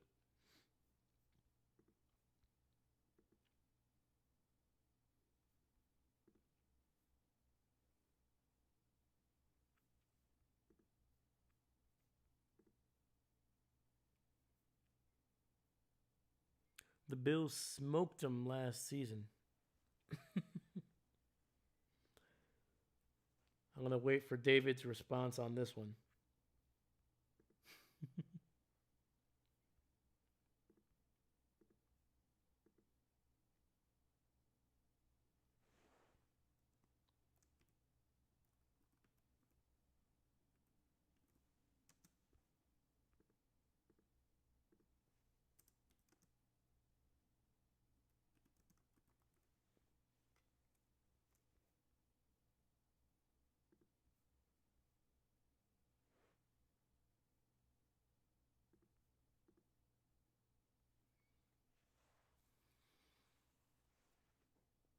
November 16 is a good Bills game also, but that's on the road. Oh, there we go.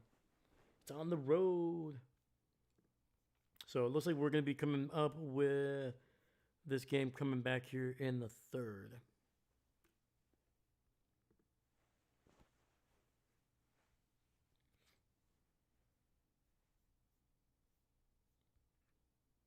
So yeah, for the Vikings, man, they do need to get that running game going, man. It's been, I mean, you got Aaron Jones, you got Mason, you got two running backs with two very particular set of skills.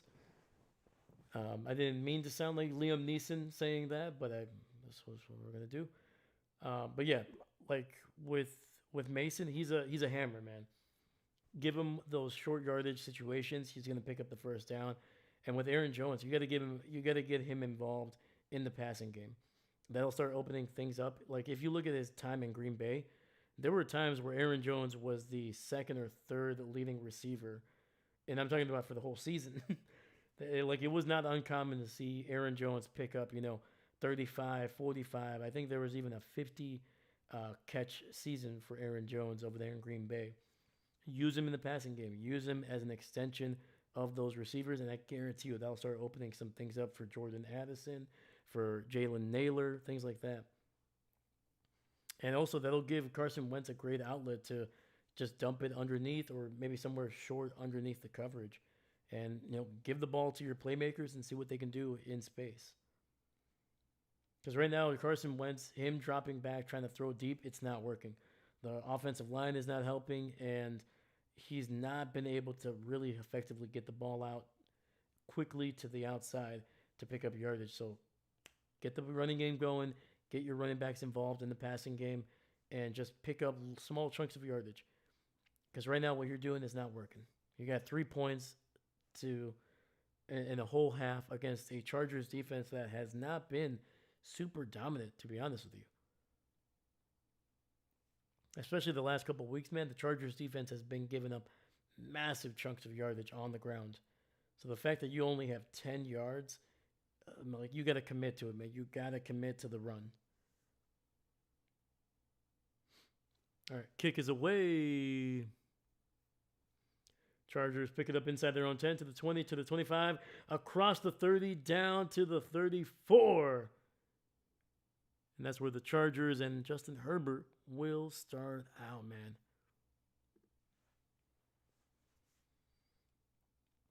I mean, the Chargers can, I don't want to say put the game away here with another touchdown drive, but it'll go a long way towards helping them win by a big margin here. I mean, we saw what happens when a team is leading by 3 possessions late in the game if you don't close it out, man. We saw the Giants blow that lead last week against Denver. And the run up the middle, Vidal picking up some tough yardage there. Gain of 5, maybe 6.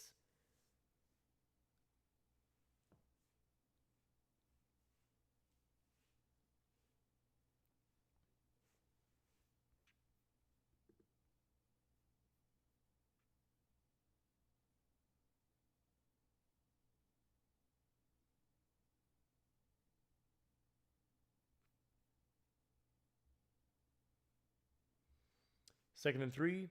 Another handoff up the middle.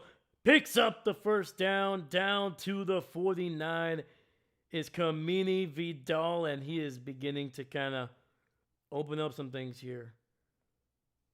Look at the offensive line, dude. Joe Alt. Woo! Just literally deleting Wilson, number 55, from that equation there.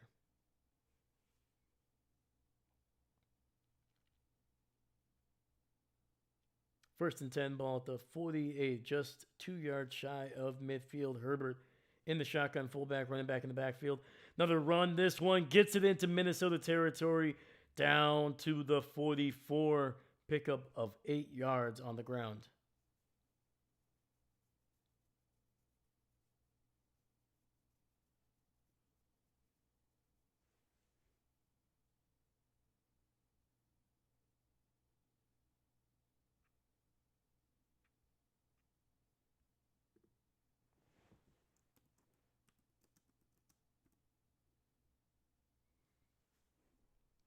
All right, ball at the 43, second and 1, another handoff.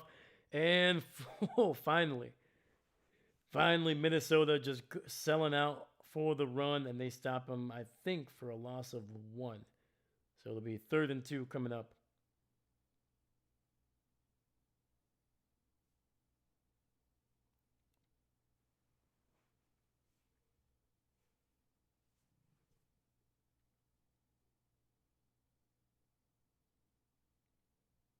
Actually, 3rd and 1.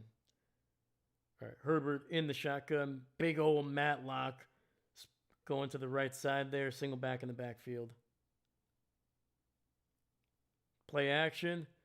Justin gets it out to Vidal. He's to the 40-35 and down at the 33. Great play action. Rolling out to his right. Patiently waited for the defender to run towards him, and then Herbert hits it over the top there.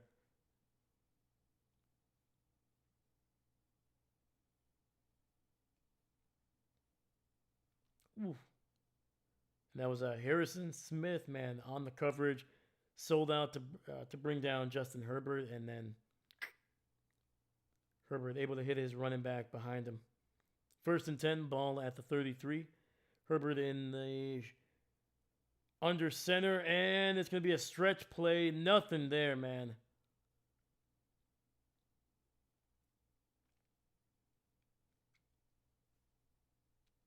And that was the former Green Bay Packer, Eric Wilson, with a great freaking play in the backfield. And it'll be 2nd and 13 coming up.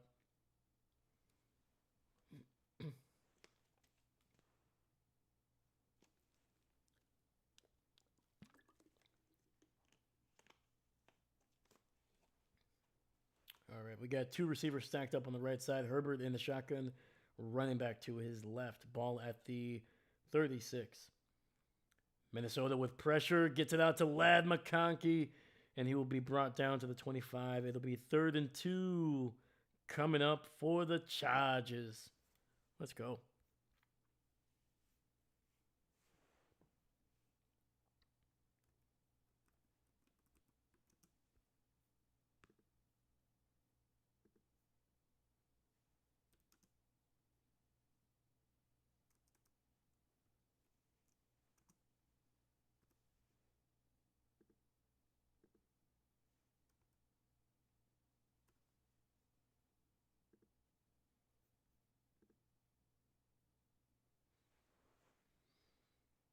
And looks like the Chargers are going to use a timeout here, man. Play clock was running down. Justin not looking like he was happy with what was going on.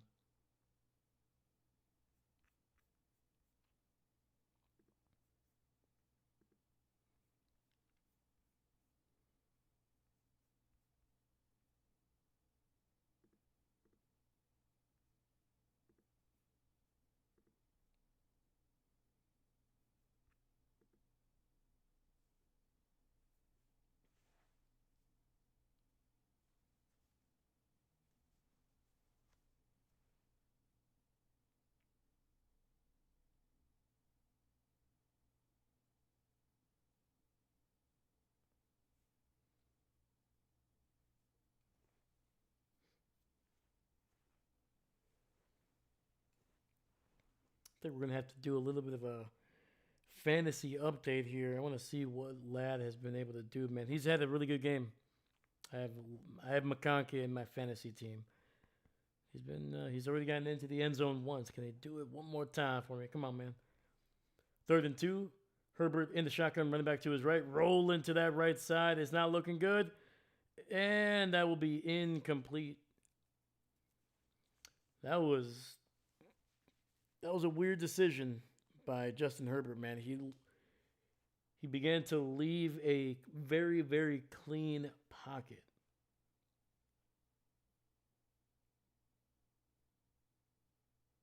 Yeah, they did a good job of picking that one up. I think he could have stayed. I think he could have stayed in that pocket just a little bit longer.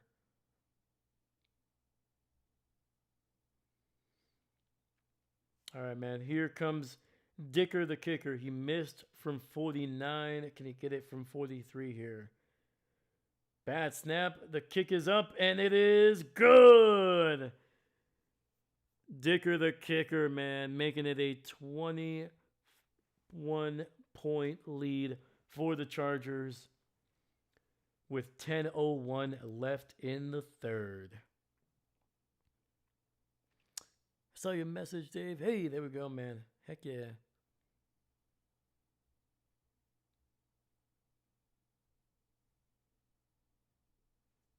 Yeah, I appreciate you guys. I appreciate you.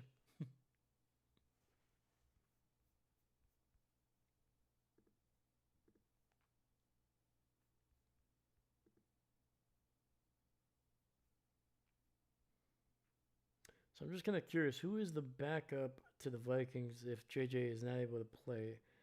Let's see here. We got Max Brosmer. Oh, this guy's a bro. Okay. So undrafted out of Minnesota. Oh, that's got to be pretty cool for him, man. Born in Iowa. All right.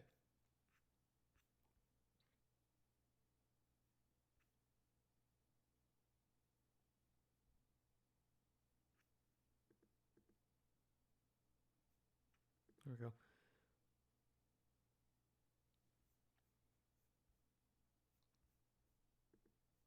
Well, let's check it out, my dude.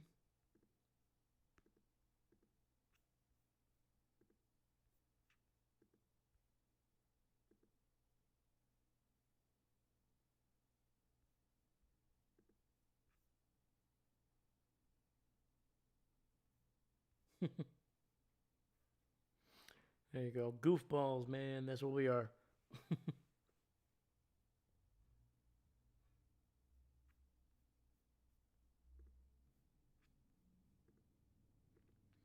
All right, we're on a commercial break. We're not missing a thing. All right, let's do a little bit of an update on the old fantasy team here. So we got Lad McConkey playing tonight. He's got 20 points, man, so far. 6 catches, 88 yards, and a touchdown. That's pretty good. I'll take that. I'll take that every day. And I kept Jordan Mason on my bench, even though all these, I'm on ESPN. All these guys were like saying, "Hey, Mason's a good star. He's a top 15 running back this week. He's going up against the Chargers defense that is struggling." I was like, "Yeah, that would be awesome." But you know who is also struggling? The Vikings running game has been struggling. And then there's a potential chance Aaron Jones will be coming back. I was like, at the very least, he's going to be taking at least 7 to, if not 12 of those touches that Mason would normally get. That we're going to go to Aaron Jones. So great return by the Vikings, getting it down near the 41, but there is a flag, and I think this is definitely going to be a hold on Minnesota.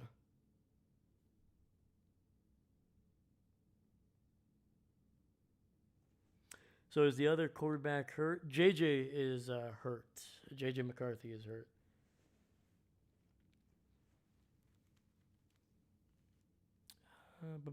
David, despite all my rage, I'm still just a rat in a cage. Ooh. Well, are you a freak on a leash?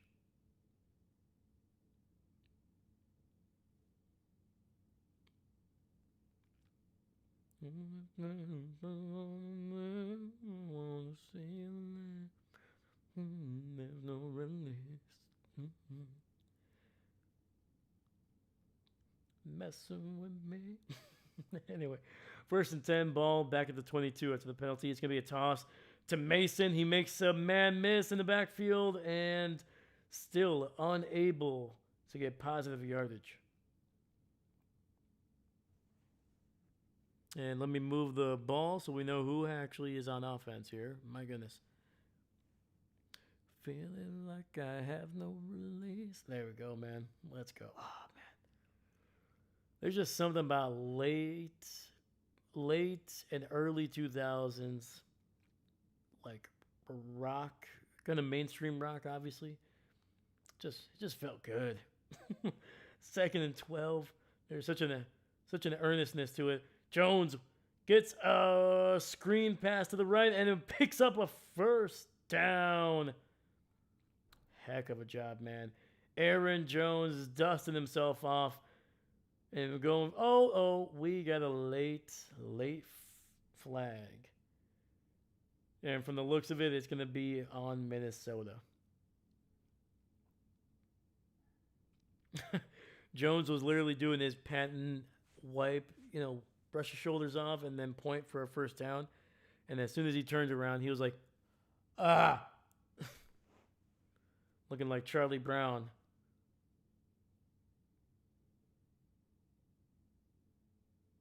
Just disappointment.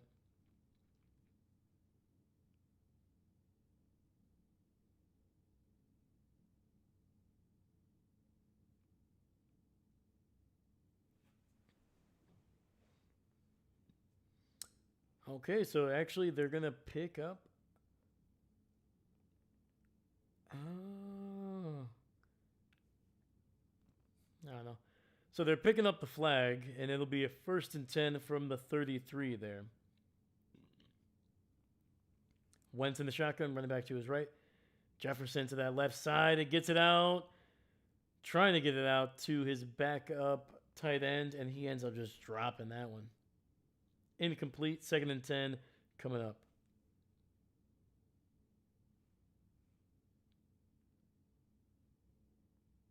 That was to the backup tight end, Urosic.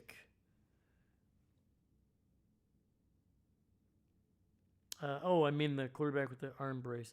I think Wentz is dealing with a injury to that left shoulder, but it's not his throwing shoulder, so he's fine. Handoff to Aaron Jones, and he's picking up about 5 yards on that tough run. Captain, you said anything on the player that left the first quarter with a knee injury? I don't think they've given an update. If anything, he might just be updated to just out for this game. I believe that was Mekhi Becton. Micah. Jerry Jones, dude, I swear to God.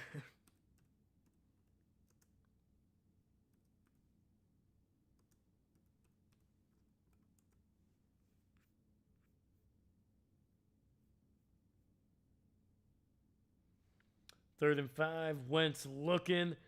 And he is brought down for another sack. That is the 4th time that they have brought him down. And Wentz just landed on that shoulder. On that left shoulder, man. And he is slow to get up.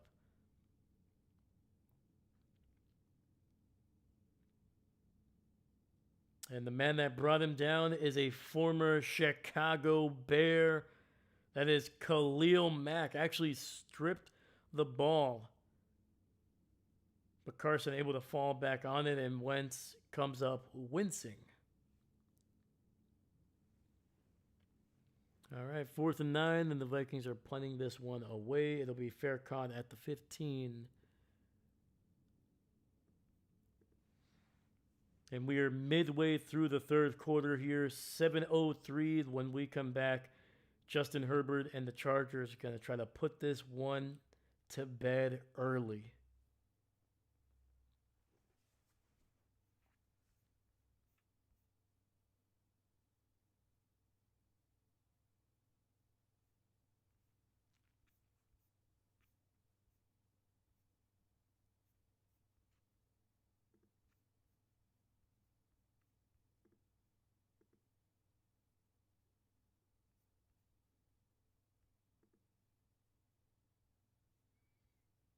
Yeah, there's been no official update on Mekhi Becton. It's still just questionable, but something tells me he's not going to be coming back into this game. The Chargers are up by 21. They have the ball. They have a chance to really put this game out of reach potentially sometime here in the 3rd. I don't think they would risk trying to force Becton back into this lineup. Plus the running game, the passing game, everything is the offensive line is holding up just fine. So, yeah, I think at this point just keep him off the field, keep him healthy, and see if he can come back next week.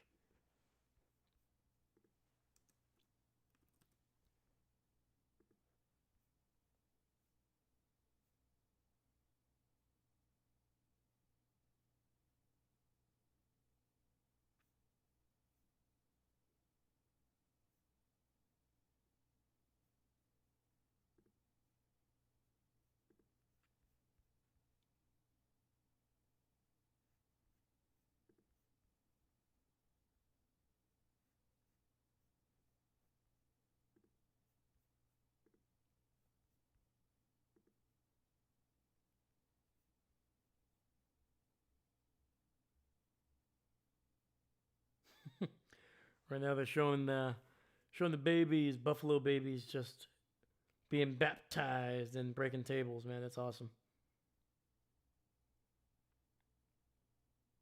That's some wholesome content right there, man. I think we can all get behind, you know, dropping some babies on some tables gently. By the way, all right, we're not trying to hurt them, all right? They're gonna do that themselves when they get older. Right? That's what they gotta do. Somebody's gonna clip that what I just said, and they're gonna be like, "See, this guy's an animal." 1st and 10, ball at the 15. This channel does not endorse hurting babies. Okay, let's just get that straight. Herbert rolling, throws it over the middle, and he's intercepted. He's intercepted by the Vikings at the 25. Oh boy. Worst case scenario just happened for the Chargers, giving the ball back to the Vikings deep in their own territory in scoring position. Oh. Ball was batted right as he was throwing it there. Big number 61 getting his big paws on there.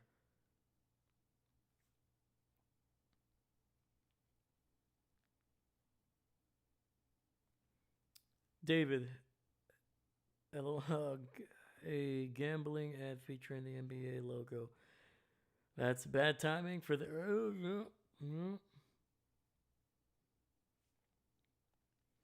I think they should just, honestly, if I'm the NBA, I just lean into it. The next commercial should be a mob boss talking about his gambling.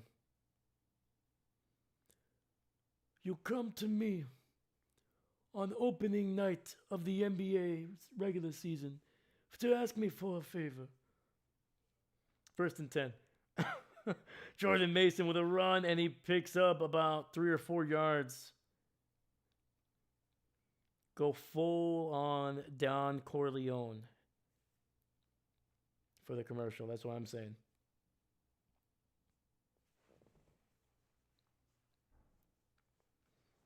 All right, 2nd and about 3 coming up. Ball at the 23.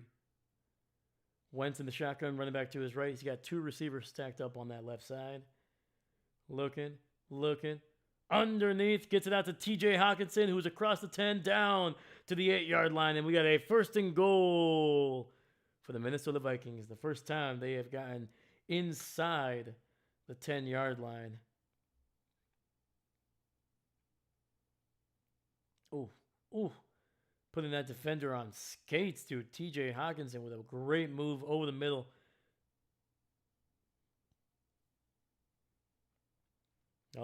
This is the Chargers charging, man.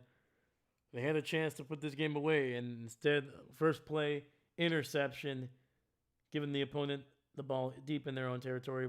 Wentz pressured, and he throws an incomplete, avoiding a sack.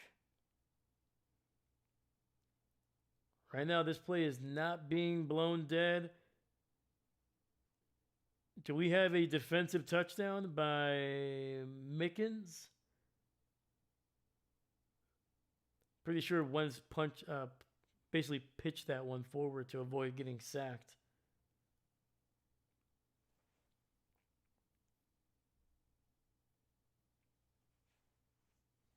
Is that knee up? Oh, that knee is down. And Wentz unable to get that ball out before that knee goes down. And that is going to be not an incomplete pass or a defensive touchdown, but that's going to be another sack for this Chargers defense, man. That is sack number 5 of the day.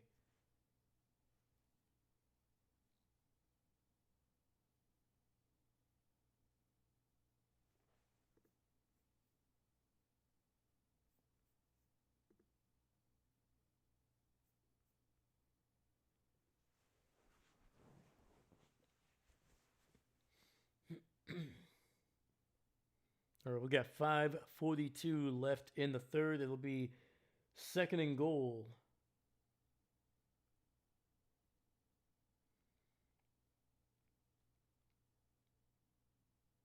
All right, hand off the ball back at the 15, and Aaron Jones picking up maybe a yard or 2 on that one.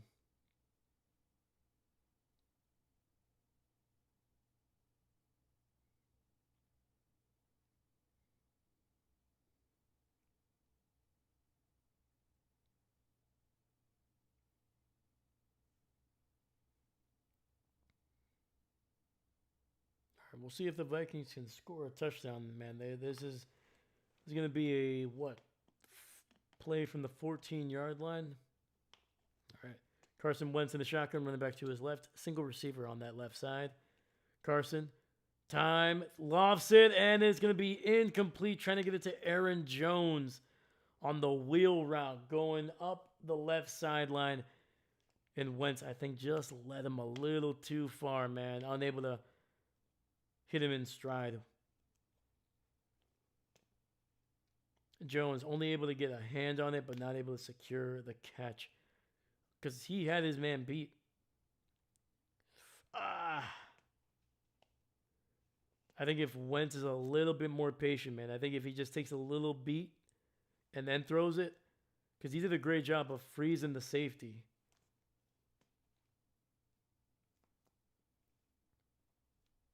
All right. Kick is good from 32, and Minnesota able to shrink this deficit just a little bit. Gets it back down to just 18 points.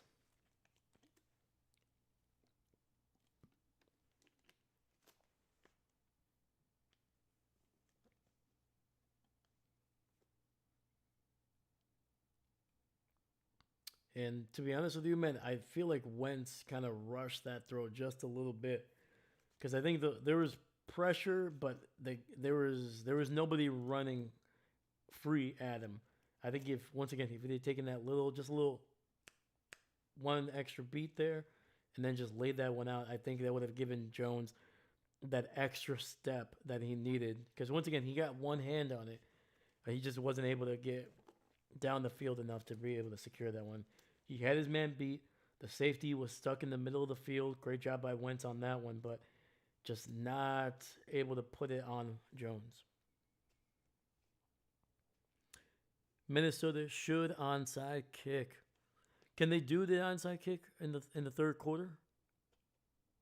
I always forget that rule now. I know you have to be trailing now to do an onside kick, which I don't feel like you ever needed to make that a rule. I don't think any leading team would be doing that really, but I don't know. I don't know what other rules are around the onside kick. I wasn't sure if that it couldn't happen until was it the second half or the fourth quarter. All right. Captain Dave, did you see LA Chargers try to make a TD when it was Vikings ball at the goal line? You talking about the quote unquote fumble that was returned by Mickens? Yeah, I saw that one. Yeah, it didn't look like it was. It didn't look like it was a fumble at all. It was either going to be an incomplete pass or like what it was, it ended up being a sack.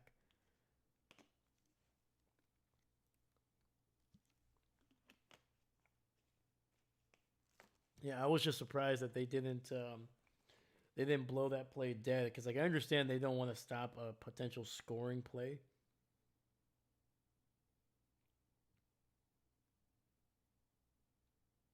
Oh, hold on. Oh boy. There was a penalty on the kick against the Chargers. They had too many men on the field. So that'll now move the play closer. I think just inside the 10. So we are going to take away the kick, and they have Wentz and that offense out there on fourth and goal.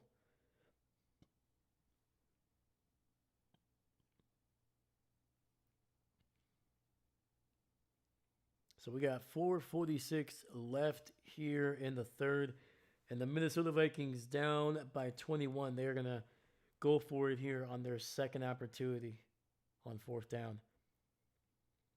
Wentz in the shotgun, running back to his right. He's got two receivers on that left side. Takes the snap. Looking. Has some time. He's running out of time. Just throw the ball, dog. Throw the ball. Sacked. There is a flag. And the Vikings better hope it's on the Chargers. And it looks like it is. Henley was the man that brought Wentz down. But from his reaction and everybody else on that LA side, this penalty is going to be a big one against the Chargers and likely going to give Minnesota a brand new set of downs. Oh, boy. That is rough.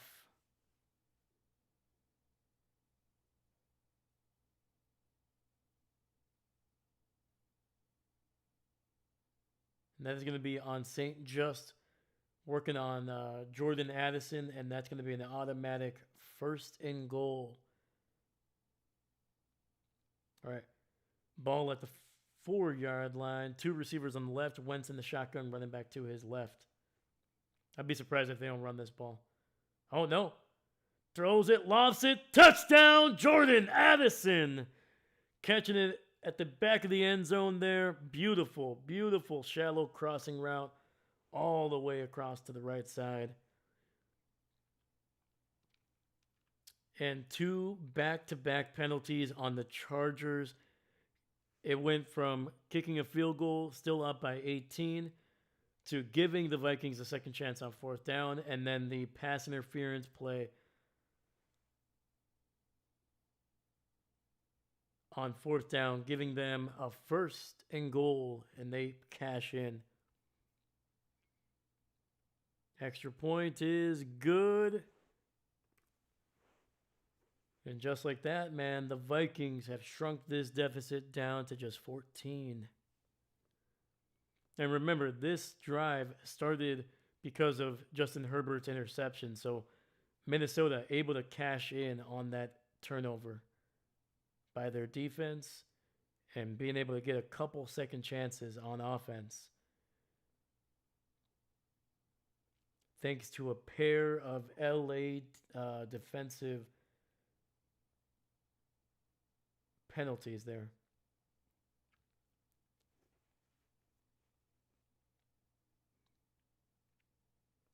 Seems like the Vikings are leaving from LAX terminal. Ooh, there we go.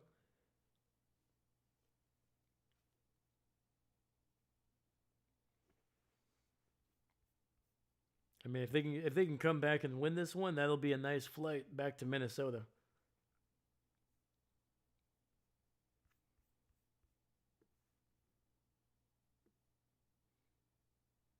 Maybe the Chargers are going to Charger it. It's looking like it, man, because it started with that interception, and then they're like, hey, their defense held up. They held them to a field goal. Let's go. And then, oh, no, we actually had a penalty on the kick. And then you're like, oh, hey, incomplete pass on fourth down. Or I should say sack, actually, by Henley. And they're like, hey, we even better. We stopped them on downs, turnover on downs. Awesome. Nope. Penalty in the secondary, in the end zone. And then finally the defense just gave up a touchdown there. So rough.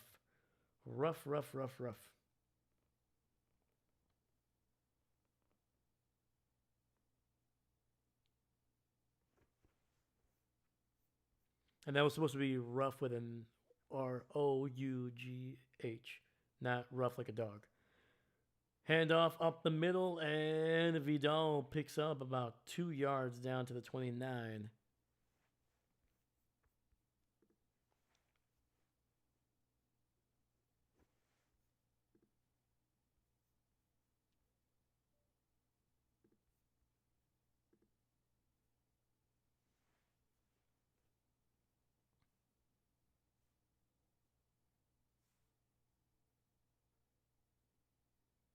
Second and 8. Herbert in the shotgun, running back to his right. He's got 2 receivers spread out on that right side. Herbert dumps it underneath, and that'll be incomplete, taking a hit as he threw. All right, all of a sudden, you're starting to see this Chargers offense kind of, things are starting to get a little tight. Secondary is doing a better job for Minnesota. And on top of that, they've been able to keep Justin Herbert in the pocket. They're no longer letting him just run, for 8 to 15 yards down the field. All right, third and 8. Herbert in the shotgun, running back to his right. 2 receivers spread out on that left side. McConkey in motion. Herbert finds his receiver, Keenan Allen, for a first down, diving for it, man. But we do have a flag.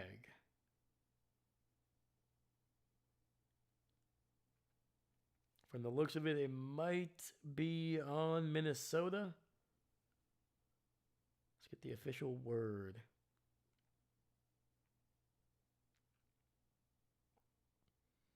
It's a holding call on the defense, so decline that one, and it's going to result in a first down catch by Keenan Allen.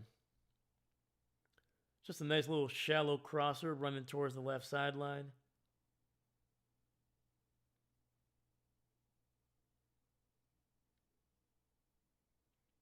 Got first and 10.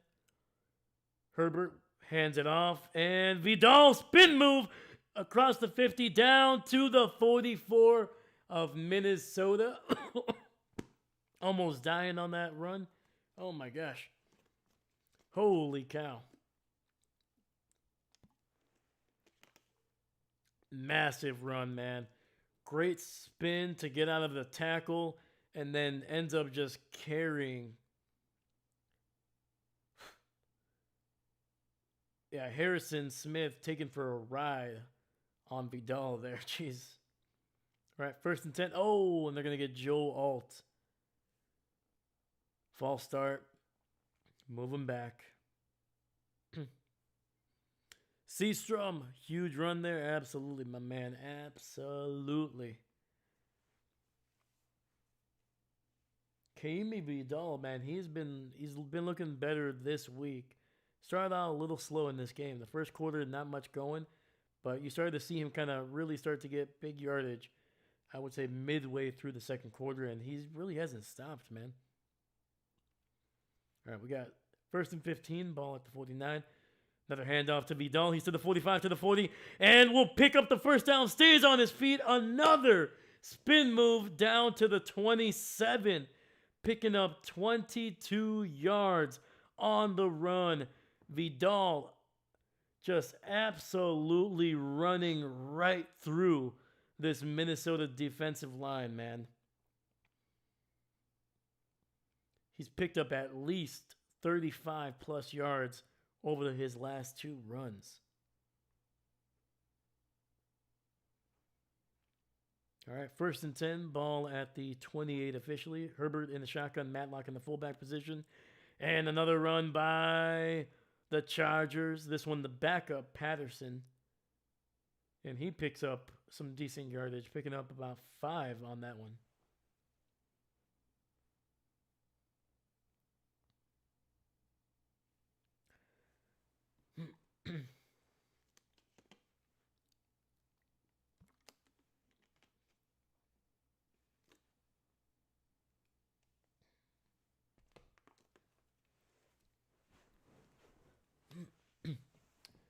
Second and 5, ball at the 23. Herbert in the shotgun, fullback, running back in the backfield. Another handoff, and this one goes right back to the line of scrimmage. May have picked up half a yard.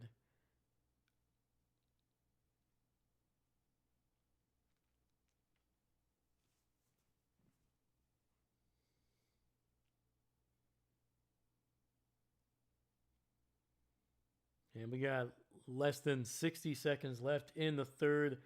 The Chargers are already in field goal range, but it's going to be 3rd and 4 coming up.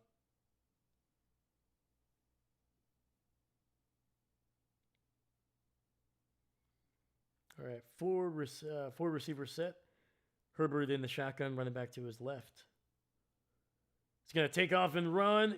He's to the 20, picks up the first, and goes out of bounds in the red zone. Justin Herbert, man, just absolutely having a day on the ground. Yeah, this is the Justin Herbert we saw in week 1 against the Chiefs, man. Making plays with his arms, minus the interception, actually, and then using his legs at the most opportunistic time, man. Actually got it down to the 14 before going out of bounds. Herbert all smiles on that one.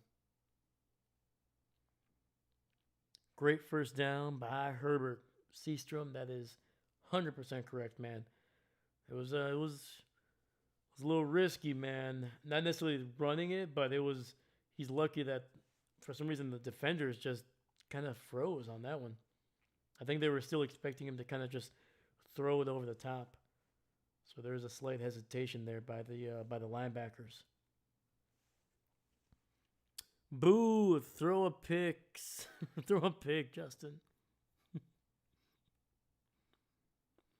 All right, man. We are headed to the 4th quarter.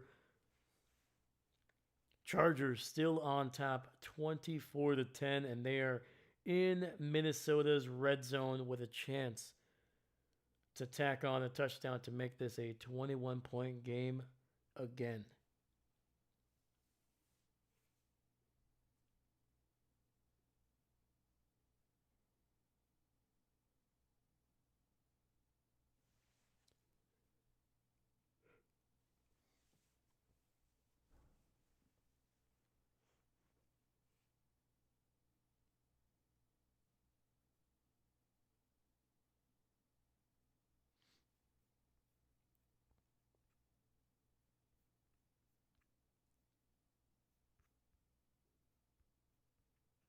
Let's just look at the updated stats here. Nothing too crazy, probably.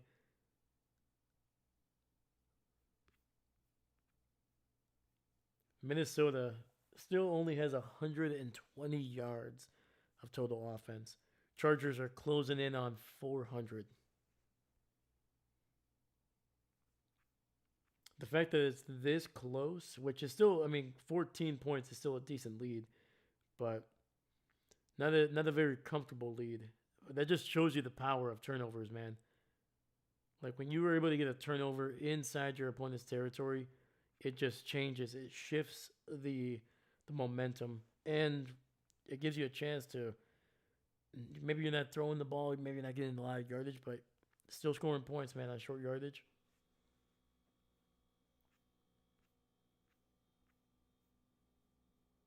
Yeah, turnovers, man, the great equalizer. Wentz, 13 of 21, 130 yards through the air. He's been sacked quite a bit. He's been sacked 5 times in this game.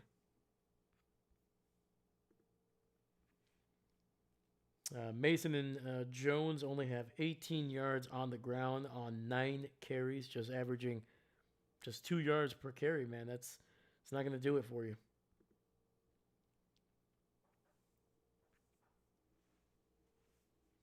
All right, here. 1st and 10. Herbert in the shotgun, running back to his right. Ball at the 14. Play action. Herbert going to take off and run and slides down to the 11. Picks up 3 yards on that one.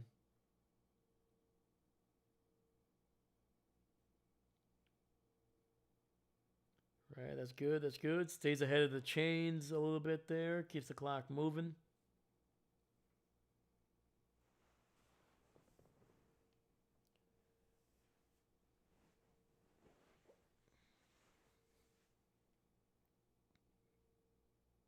Second and 7. Herbert under center here. 2 tight end set. It's going to be a toss. And Vidal to the 10, to the 5, and goes out of bounds at the 2. Is, I should say, knocked out of bounds there by Eric Wilson, the former Green Bay Packer, saving what would have been a touchdown there. Yeah, that toss was meant to go up the middle and then just bounced it to the left side. Actually, no, sorry, not Wilson. That was Isaiah Rodgers bouncing Vidal out of bounds.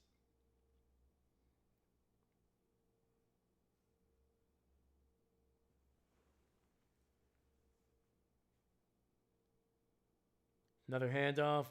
Vidal picking his way, and he's going to get it maybe back to the line of scrimmage. Nothing there for him.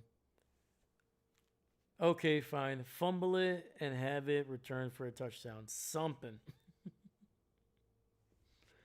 I mean, I don't mind if Herbert throws a pick. I don't mind that. I just want him to throw one more touchdown to Ladd McConkey, and then after that he can throw 3 interceptions for touchdowns. I don't care.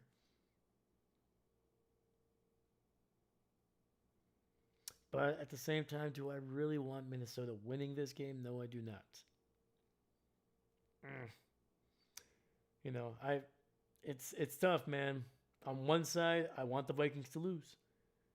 And on that same side, I want Ladd McConkey to catch one more touchdown pass. But on the other, I do want to pick 6. It's like Sophie's Choice, man. We do have a Vikings defender down on the ground. That is that's actually a big name right there, Jonathan Granade. It looks like they're checking on that right ankle. Who do the Chiefs play this week? The Chiefs play... It's actually a good question.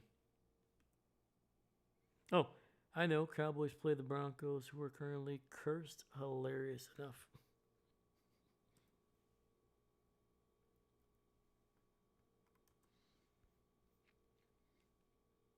Yeah, so this week the Commanders are going against the Chiefs here.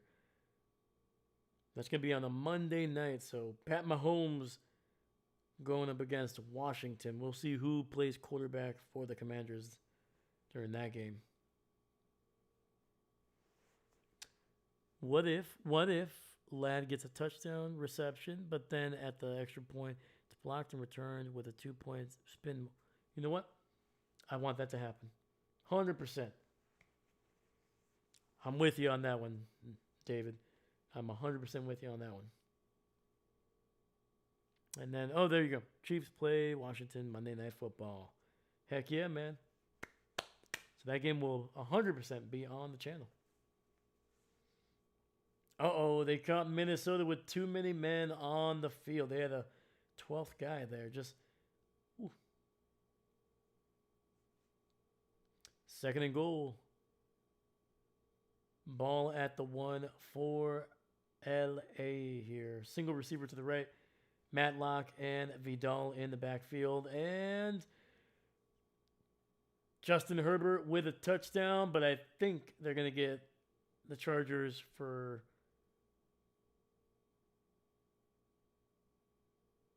a false start. Yeah, I saw Matlock moving. And you got to be careful, man. When you're the when you're one of the biggest human beings on the field, you can't really move too much.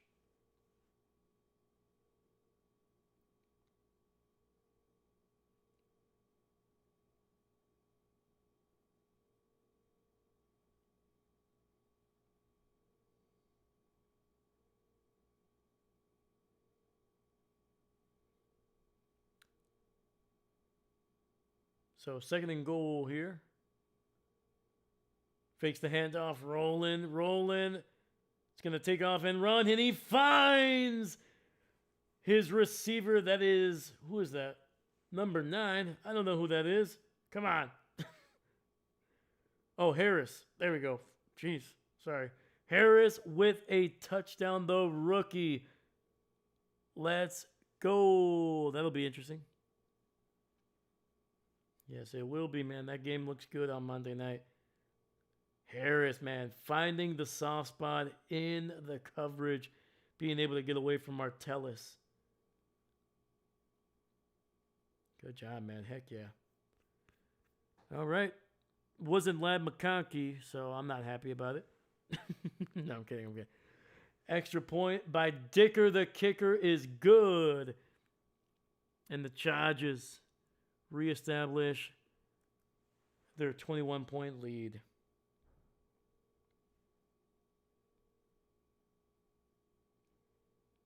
And with 12:42 left in the game, Minnesota's going to they're going to need a lot of help in this final quarter if they want to get back into this game. Starting with maybe a little bit of a run game, maybe a little bit of pass coverage for Carson Wentz. He's been getting sacked a bunch of times, been getting hit a lot more. So, yeah, I don't know, man. Like, what happens when you bring back J.J. McCarthy in this offense? They can't run. They can't pass block. Like, the only thing that seems to be working is your receivers. When they do catch it, they're usually catching it for some big yardage. But all those other two things need to work. So, I don't know. I swear, if Chargers blow a 21-point lead in the fourth quarter, Seastrom's going to lose it. Seastrom, I would laugh, and point again. There we go. That's fair. That's fair. I mean, it wouldn't be out of the realm of possibility here, man. We've seen the Chargers blow bigger leads than this.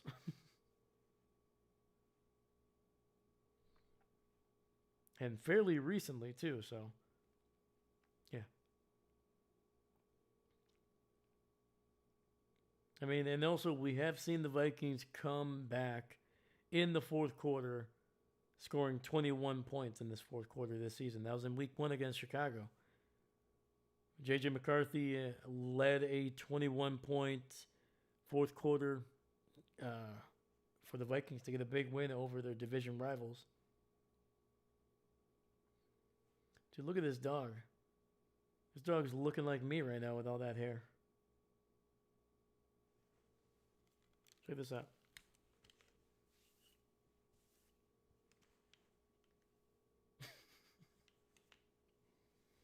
Jesus.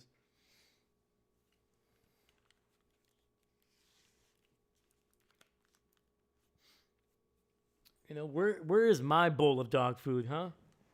I want one. Dog food looked good. Whew.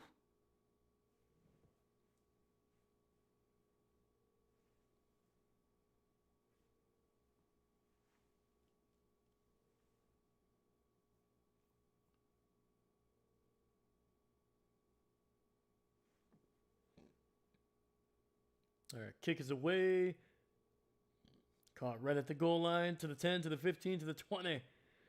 Turning it to the right side, finding the edge to the 25, to the 30, and we'll get it out of bounds near the 33. Poop? What's poop?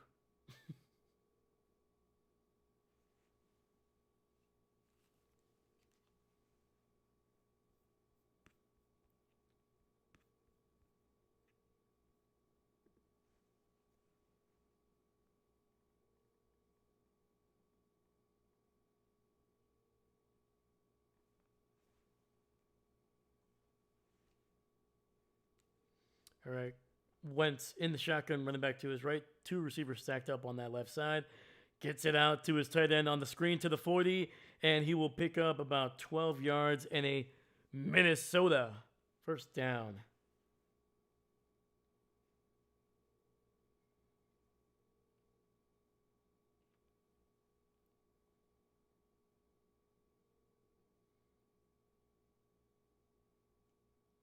All right, 1st and 10, ball at the 43. Wentz under center, single back in the backfield. Two receivers on that left side. Wentz dropping back, throws it over the middle, and he's intercepted, overthrowing Jefferson, who was just wide open, dude. What are you doing?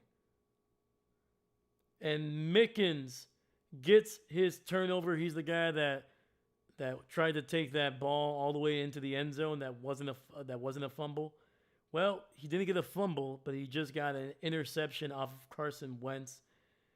Wentz just completely missing a wide open Justin Jefferson. 11:53 left in the game, and Minnesota might have just thrown away their best chance at getting back into this one.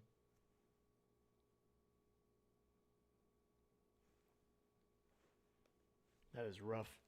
That is rough.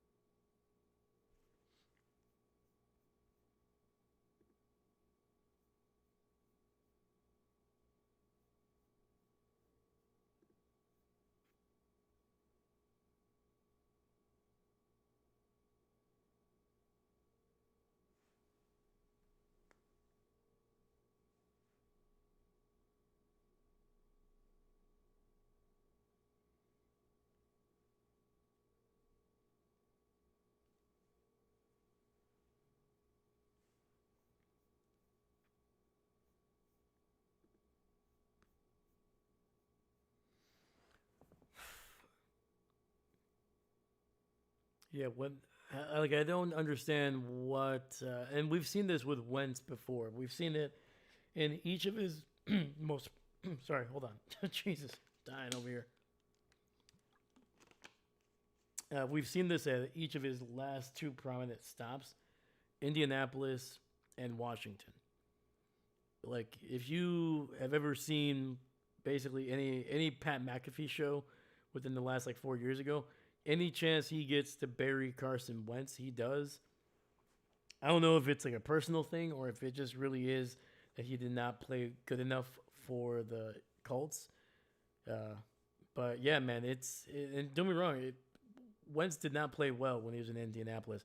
There were times where he looked like the old Wentz that we used to see in Philadelphia, but a lot of overthrows, a lot of wild plays, a lot of taking sacks, and that's kind of what you're seeing here tonight. And then when he was with the Commanders, it was the same thing. Fortunately for them, they did not have to rely on Wentz often when he was there. But when he did, there were some throws that were good, and then there are some where you just scratch your head and you're like, how? Why? And that one to Justin Jefferson, man. Once again, Jefferson is open. That's as open as you're going to get in the NFL on a consistent basis. No, there was not a single defender within 5 or 6 yards of him, and he just overthrew him.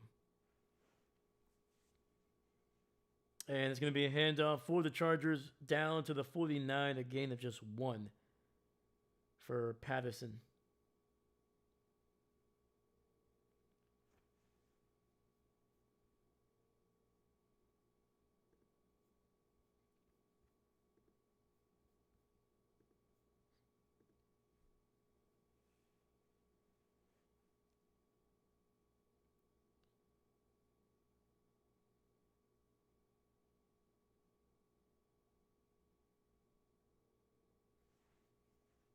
All right, second and 8, 3 receivers on that left side. Herbert hands it off, bouncing it to the right side. Vidal gets a first down, stays on his feet, and down to the 36 of Minnesota, man. Vidal has just been running like a man possessed. Look at this. Another run that was supposed to go up the middle and then just patiently waited and then bounced it to the outside there.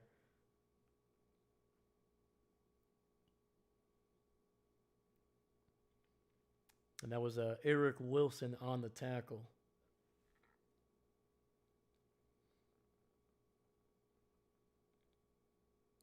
Another run. This one, actually breaks a couple tackles in the backfield. What looked like was going to be a 4-yard loss turns into a no gain, which may not show up in the stat line as something great, but it'll be 2nd and 10 instead of 2nd and very long. Actually, 2nd and 11. They're not giving him the benefit of the doubt.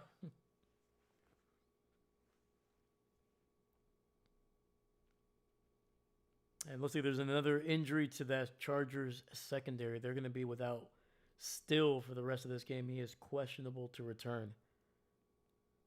And this one goes nowhere. A loss of 4 yards back at the 45, but there's going to be a flag on the field.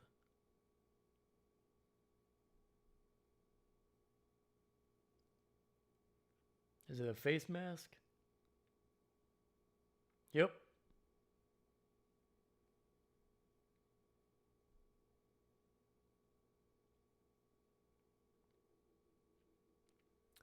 And that's going to be a face mask on Martellus. So 15 yards, a first down, and the Chargers are going to be able to wind this clock just a little bit more. They're also in field goal range now.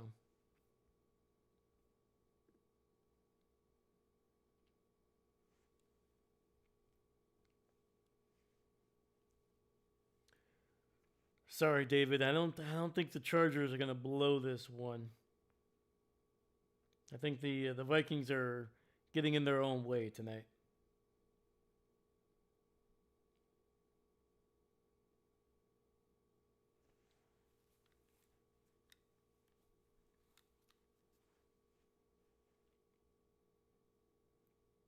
All right, 1st and 10 from the 22. Another handoff. This one to the backup, Pattinson. And he's going to get it down near the 18 for a gain of 4 and a first down. Oh, sorry. 2nd and 6 coming up. Sorry.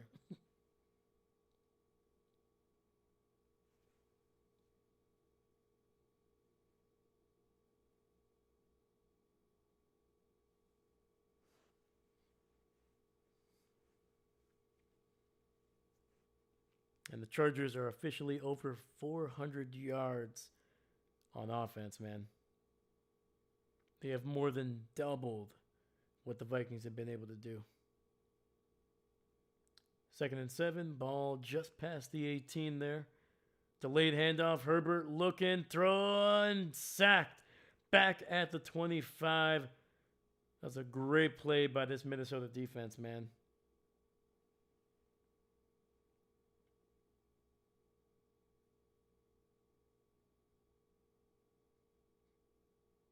Yeah, dude, that pocket was sweaty from the beginning, man. Just not great protection.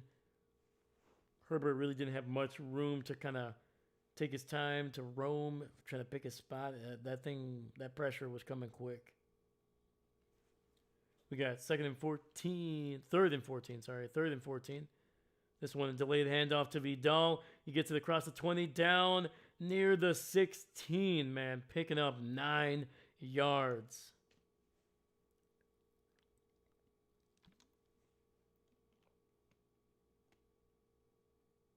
And that'll set up Dicker the kicker with a cheap shot here to try to make this a 24-point lead.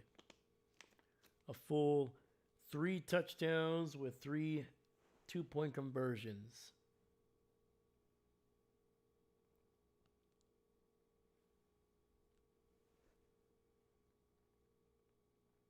$34-yarder.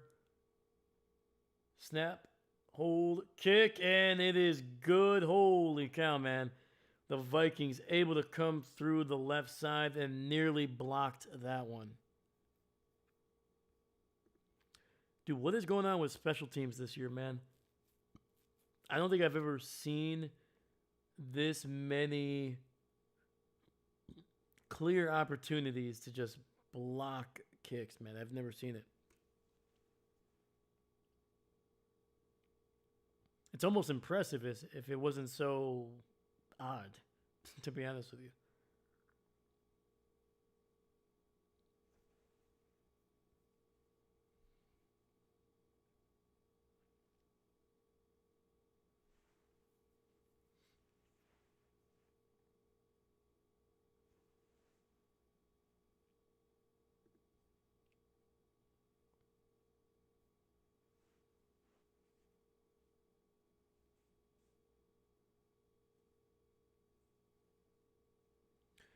The entire season is odd. 100%. It's been a weird one. This has been by far one of the weirder NFL seasons I've ever really gotten a chance to experience. This is definitely weirder than last year.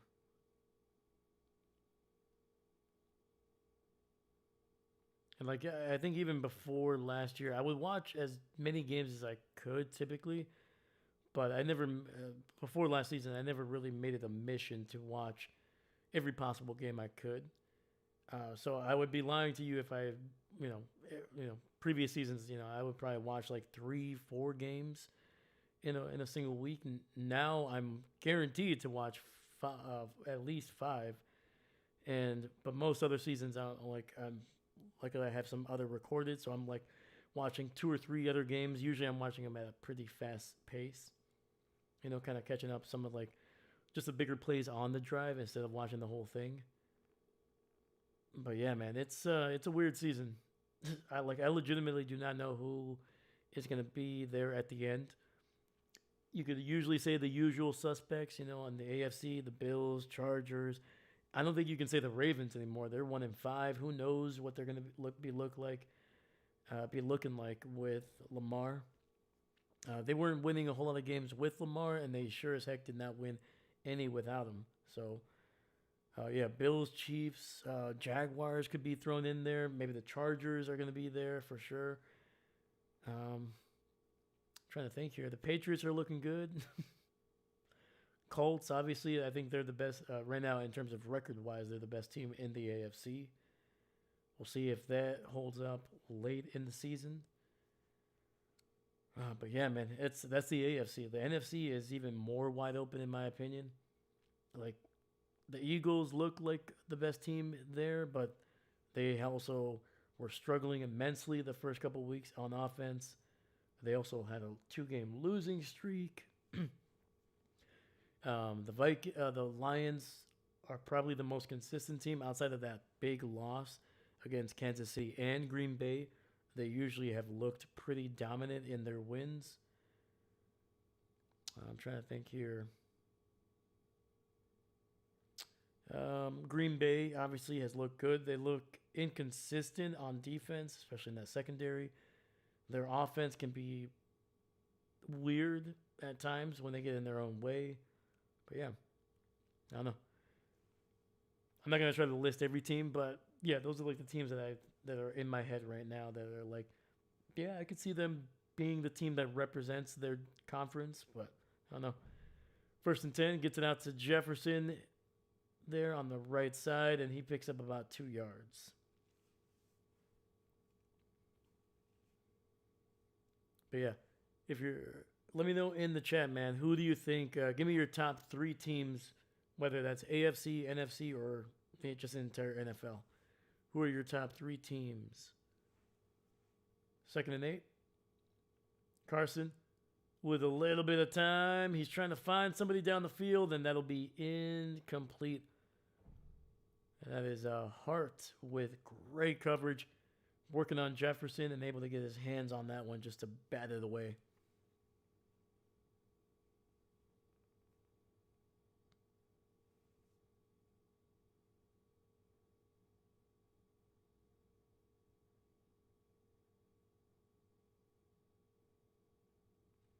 Yeah, it looks like that left shoulder or left arm is still causing Wentz some trouble.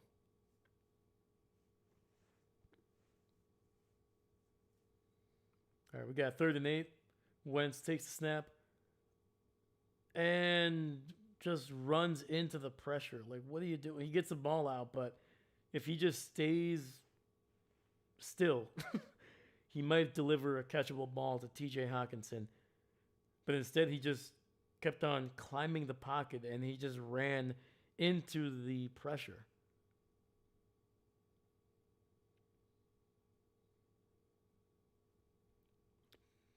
Basically, the NFC is open to everyone but the Vikings, Saints, and Cardinals, and Giants. It's fair. I don't know, man. The Giants, I don't think they're going to make a run. I think they're a season away from potentially being a contender. Playoff contender, not a Super Bowl contender. Wentz throws and incomplete. Not on the same page as Jefferson, and Wentz once again winds up on the ground after taking just a blindside hit.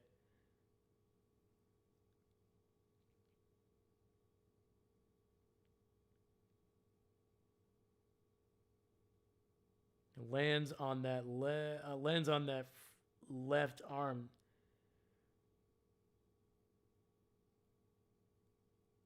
Honestly, man, this is painful to watch.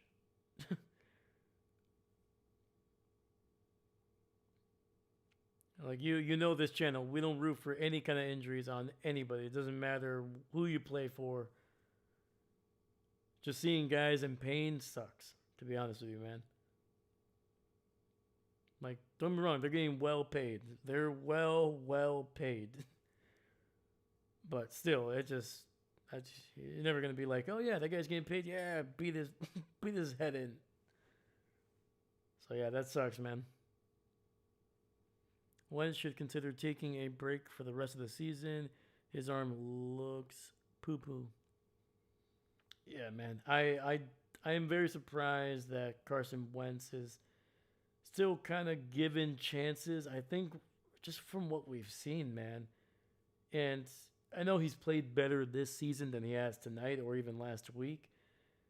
But I don't know, man. I think you're not going to get the Carson Wentz that was playing his first 3 or 4 seasons in Philly. You're just not going to get that guy anymore. That guy's gone.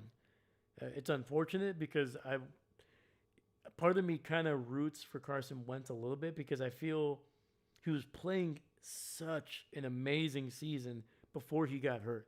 Like, he was number 1, number 2 potential MVP in that Super Bowl season. And yeah, he got a Super Bowl ring. That still counts. He played a significant part of that. But he's not the guy that is literally has a statue outside of Lincoln Financial Stadium. It's his backup. And granted, Nick Foles has earned that one, man. Nick Foles has earned that statue because he brought a Super Bowl to Philadelphia for the first time ever. That's great.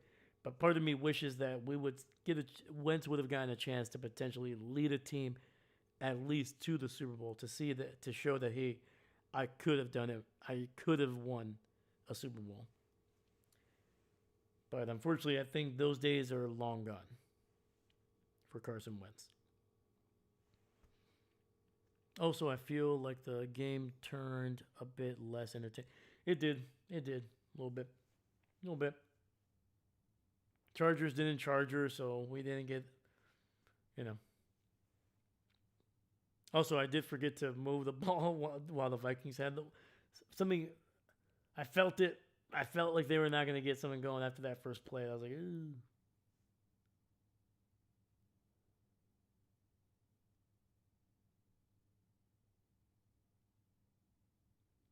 And Carson Wentz just kind of on the bench, just looking into the sky.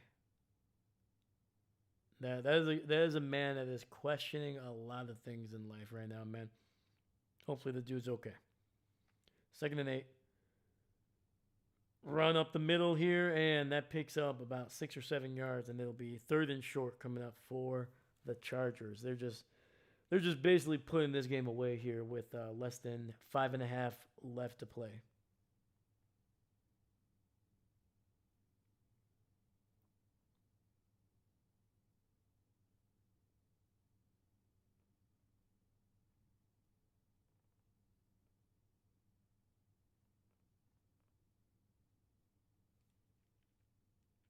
I'm not a fan of the Eagles. Philadelphia fans are a bit immature, destructive from historical perspective. Oh yeah, definitely, definitely. 100%. Oh, and Pattinson getting past that initial defensive rush and picks up a first down, man. It looked like he was going to be brought down for a loss. Able to slip a couple guys and then picks up about 3 on the run. The Chargers with 29. That almost looks like a fake number. 29 first downs in this game compared to Minnesota's 9.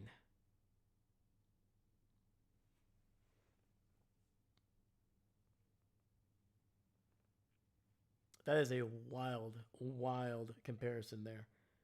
Herbert in the shotgun, 2 receivers to the left, hands it off for the run, and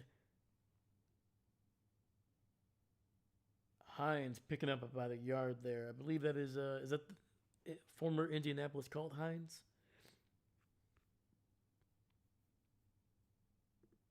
Hines.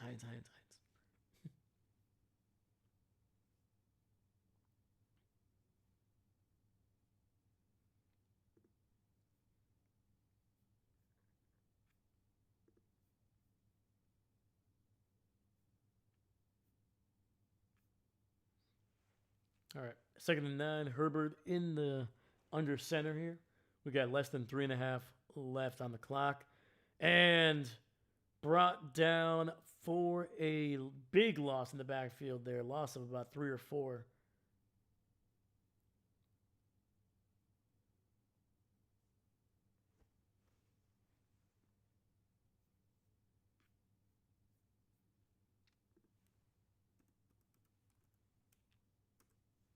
Hey, Minnesota still has one more first down than the Raiders.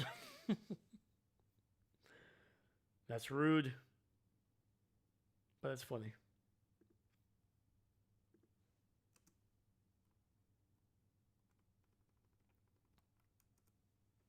It's going to be a toss to the left, and that is going to pick up nothing positive at least. And it'll be 4th down, and the clock keeps rolling here. They're going to bring it down to the 2-minute warning. Minnesota is not choosing to use any timeouts here. So I think they have accepted defeat here tonight.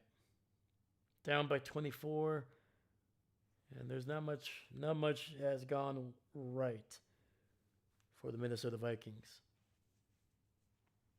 And honestly, outside of that interception that basically gave them the ball a couple yards shy of the red zone, and then even then they needed a little bit of help with some penalties late in that drive to be able to get it into the end zone. Outside of that, man, they never crossed the midfield really. I think they might have crossed midfield twice, settled for a field goal, missed a field goal, I think, and then then that touchdown drive, and that was it.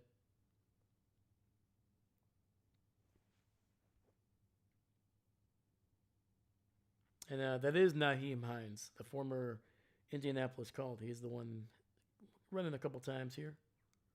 That's good. It's good to see that Hines is still kind of bouncing around the league, man. He was a fun running back when he was in Indianapolis.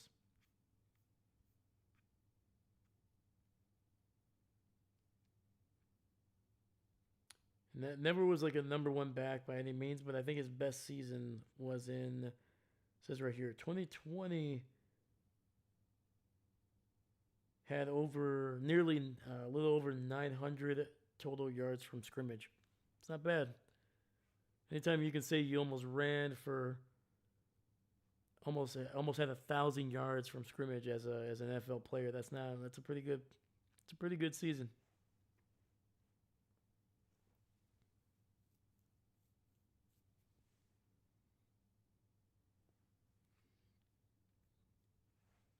All right, man. Chargers are going to send out Dicker the kicker to tack on another 3 here.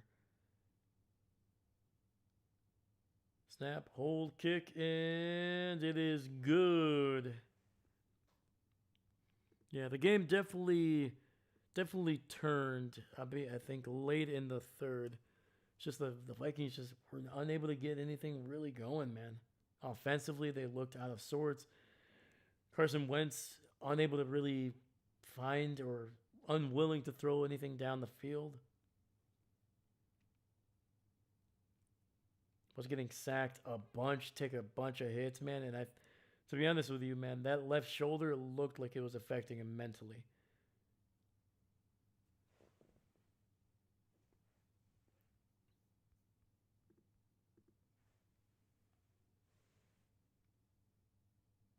Holy cow, man. We got 6 people watching, not only this late on a Thursday, but watching basically a blowout.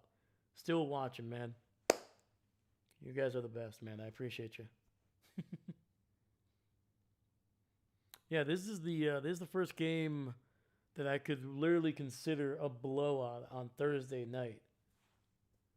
Like, we've had some really close games, some really fun games on Thursday, man. And this is the first one I could say there's maybe a slight disappointment. Don't get me wrong, the Vikings losing is always fun for me.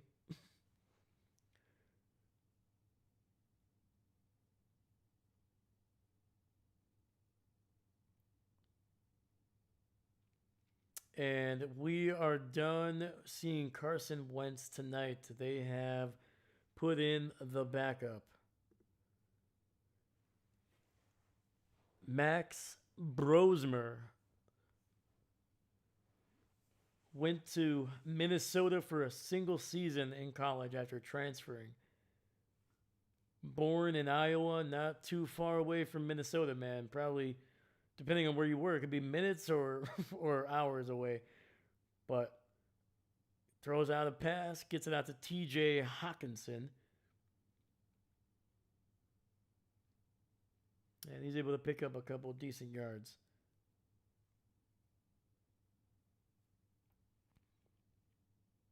Dahlia, are you still here?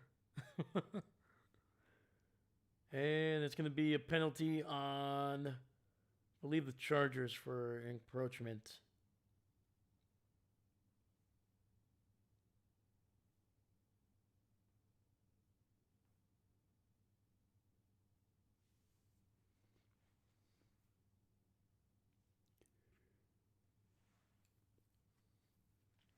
So the next couple games for the Vikings: at the Lions, at home for the Ravens, at home for the Bears, who they have already beaten, and then at Green Bay to take on the Packers. If you're the Vikings, if you play like this, you're gonna go 0-4, even against the Ravens. I think they can go 1-3, maybe 2-2 at best. I don't see them beating the Lions. And a quick throw, and that's going to be incomplete there. Trying to get it to Adam Thielen. Another, actually, Minnesota Gopher, man. No. Thielen never went to Minnesota. He went... Oh, actually, no, hold on. Sorry, I know I got sidetracked there, but...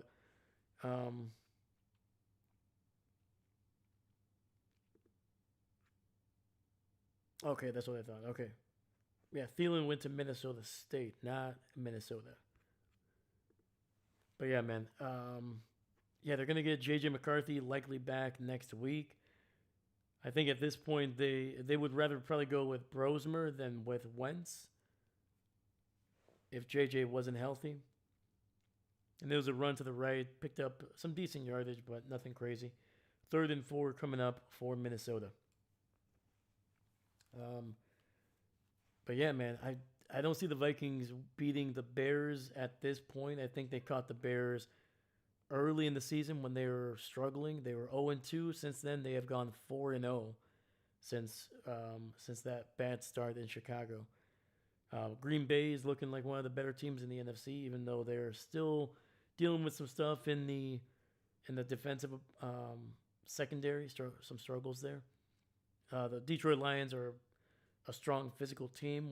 When unless you catch them on a bad night, you're gonna need to strap in because you're gonna get freaking hit in the mouth quite a bit. And then the Ravens, they're struggling, but they still have Derrick Henry. They still have Lamar Jackson, who is probably going to be healthy by that time. And they have some decent weapons on offense. That alone is going to be able to be enough for, I think, to challenge this Minnesota team. So,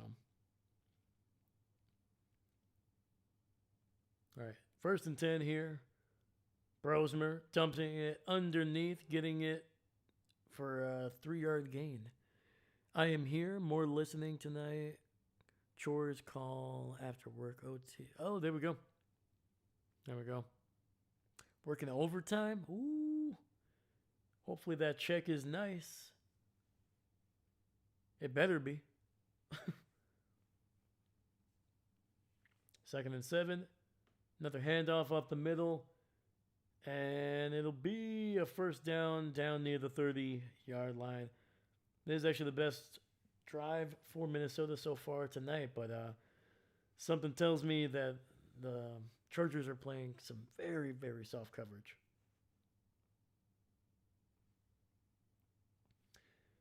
And unfortunately, that'll be the final play. Minnesota looking like a team that is still trying to find out who they can rely on at quarterback, still trying to find a running game. And that defense, unfortunately, tonight, not able to hold up.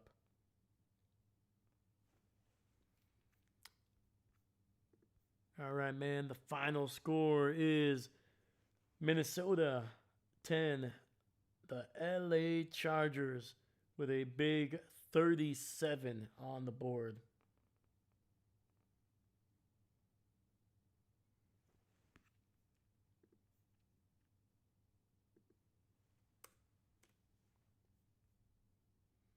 And actually, for the first time this season, Minnesota is actually going to drop under 500, man. They've been 1-0, 1-1, 2-1, 2-2, and they've kind of gone up and down. Now, unfortunately, for the first time this season, they have lost consecutive games, dropping them to 3-4. And the Chargers, they are now improving to 5-3, man. The first time they have won. Actually, no, I was about to say back-to-back games, but no, they lost last week, actually. So yeah, man. It's a tough one for the Vikings. We'll see if J.J. McCarthy has been able to kind of correct some of the bigger issues that he had early in the season. If he can kind of get this Vikings offense, even if they're just explosive every other drive, that's going to be an improvement. If they can move the ball down the field at every other drive, get it into field goal range, get in position to at least potentially put some points up, I think that'll be an improvement. It'll be baby steps. And on top of that, if they can get the running game going, if they can protect J.J. McCarthy, and that'll be also a massive improvement. So,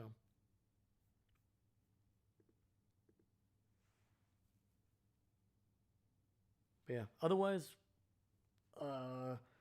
pretty convincing win for the Chargers. They probably should have. I think they should have probably put this game away a little bit earlier. There were some issues there, the interception, But after a while, man, that running game really started getting going. Um, Luckily, Herbert able to settle down after that interception. And for the Chargers, man, the biggest issue is injuries. I think they picked up 4 or 5 injuries in this game. Three of them in the secondary. They lost Derwin James. They lost the other starting safety. Ended up losing Stills for this game as well. And then on top of that, even though they got Joe Alt back, they unfortunately lost Mekhi Becton early in this game, and he did not return. So, yeah, we're gonna see what this Chargers team looks like over the next couple of weeks, dealing with those injuries. If they can continue to get wins, they are going to be probably the favorites to kind of potentially win the division, man. Because right behind them is the Chiefs, who are beginning to look like the Chiefs that we're used to seeing. So the Chargers better continue to win, otherwise they're going to start losing that ground quickly.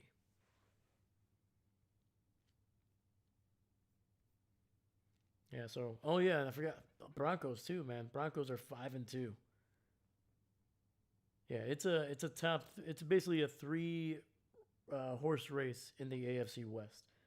The Raiders are not going to be challenging anything, but the Chiefs, Chargers, and the Broncos are going to be there probably towards the end, man. I don't see any of those three teams really just falling off the map. Their defenses are too good. Chargers, I think, have potentially the third best defense in that group of three. And then their offenses, I think they're very close together, man. Let's hope the Chargers lose next week. That's fair.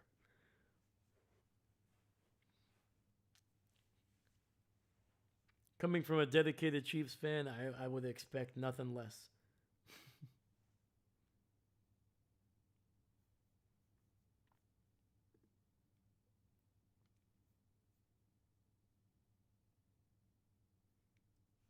But yeah, man. Any of you guys that are still here, let me know if there's anything that you kind of took away from this game. Outside of Minnesota sucking, that's. I mean, we knew that coming in. But yeah, otherwise, I don't really have much to talk about, man. Like, I could talk about the stats here, but I mean, we saw it. Minnesota did not play well. They finished with 164 yards on offense, and about 30 to 40 of those came on that final drive where the Chargers defense was just letting them move the ball down the field just to eat up as much clock as possible. Chargers finished with 119 total yards on offense, finished with nearly 30 first downs. They were 9 of 13 on third down. The Minnesota Vikings finished 3 and 11 on third down. That was rough. And then Chargers, 70 plays on offense, man.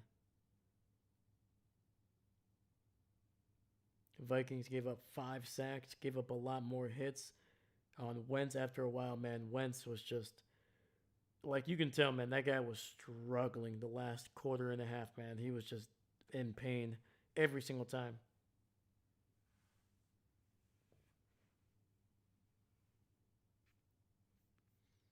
Yeah, and the Chargers finished with nearly twice as many minutes with the ball than the Minnesota Vikings. Yeah, they outpaced them 21 to 39 in terms of minutes.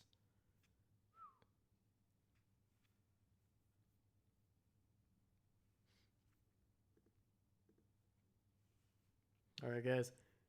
I think that is going to be it for me. So I want to give a couple shout outs. Obviously, Stitch Hawaiian in here early with an aloha. Obviously, David Stegosaurus didn't get what he wanted. Didn't get the Chargers losing the game here. But as long as your Chiefs win, I think you'll be fine. I think you'll be fine, man.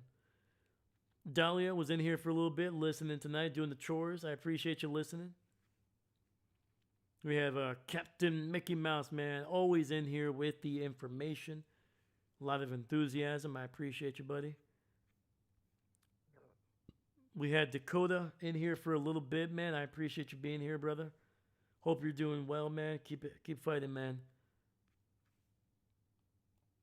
And we have a little bit of a Steve sighting in here as well, man. Let's go. Seastrom popped in here for a good chunk towards the second half. Always appreciate you, man. I'll be watching your Aggies play on Saturday, man. It's gonna be a fun one. I have to watch some good college football because Wisconsin is not giving me anything to cheer about this year, man. They look terrible. My Badgers they're rough this season. They're rough. But yeah, man. Shout out to you guys, man. Always appreciate you guys being here, man. Thank you. And that's going to be it for me tonight, man. Chargers with a big win on Thursday night. And that's going to be it. I'll catch you guys on Sunday for 3 games. Make sure you tune in. We got the Packers playing on Sunday night against Aaron Rodgers, man. That's going to be a fun night to watch. And hopefully Micah Parsons is able to bring down Aaron Rodgers, 2, 3, 4 times in that game.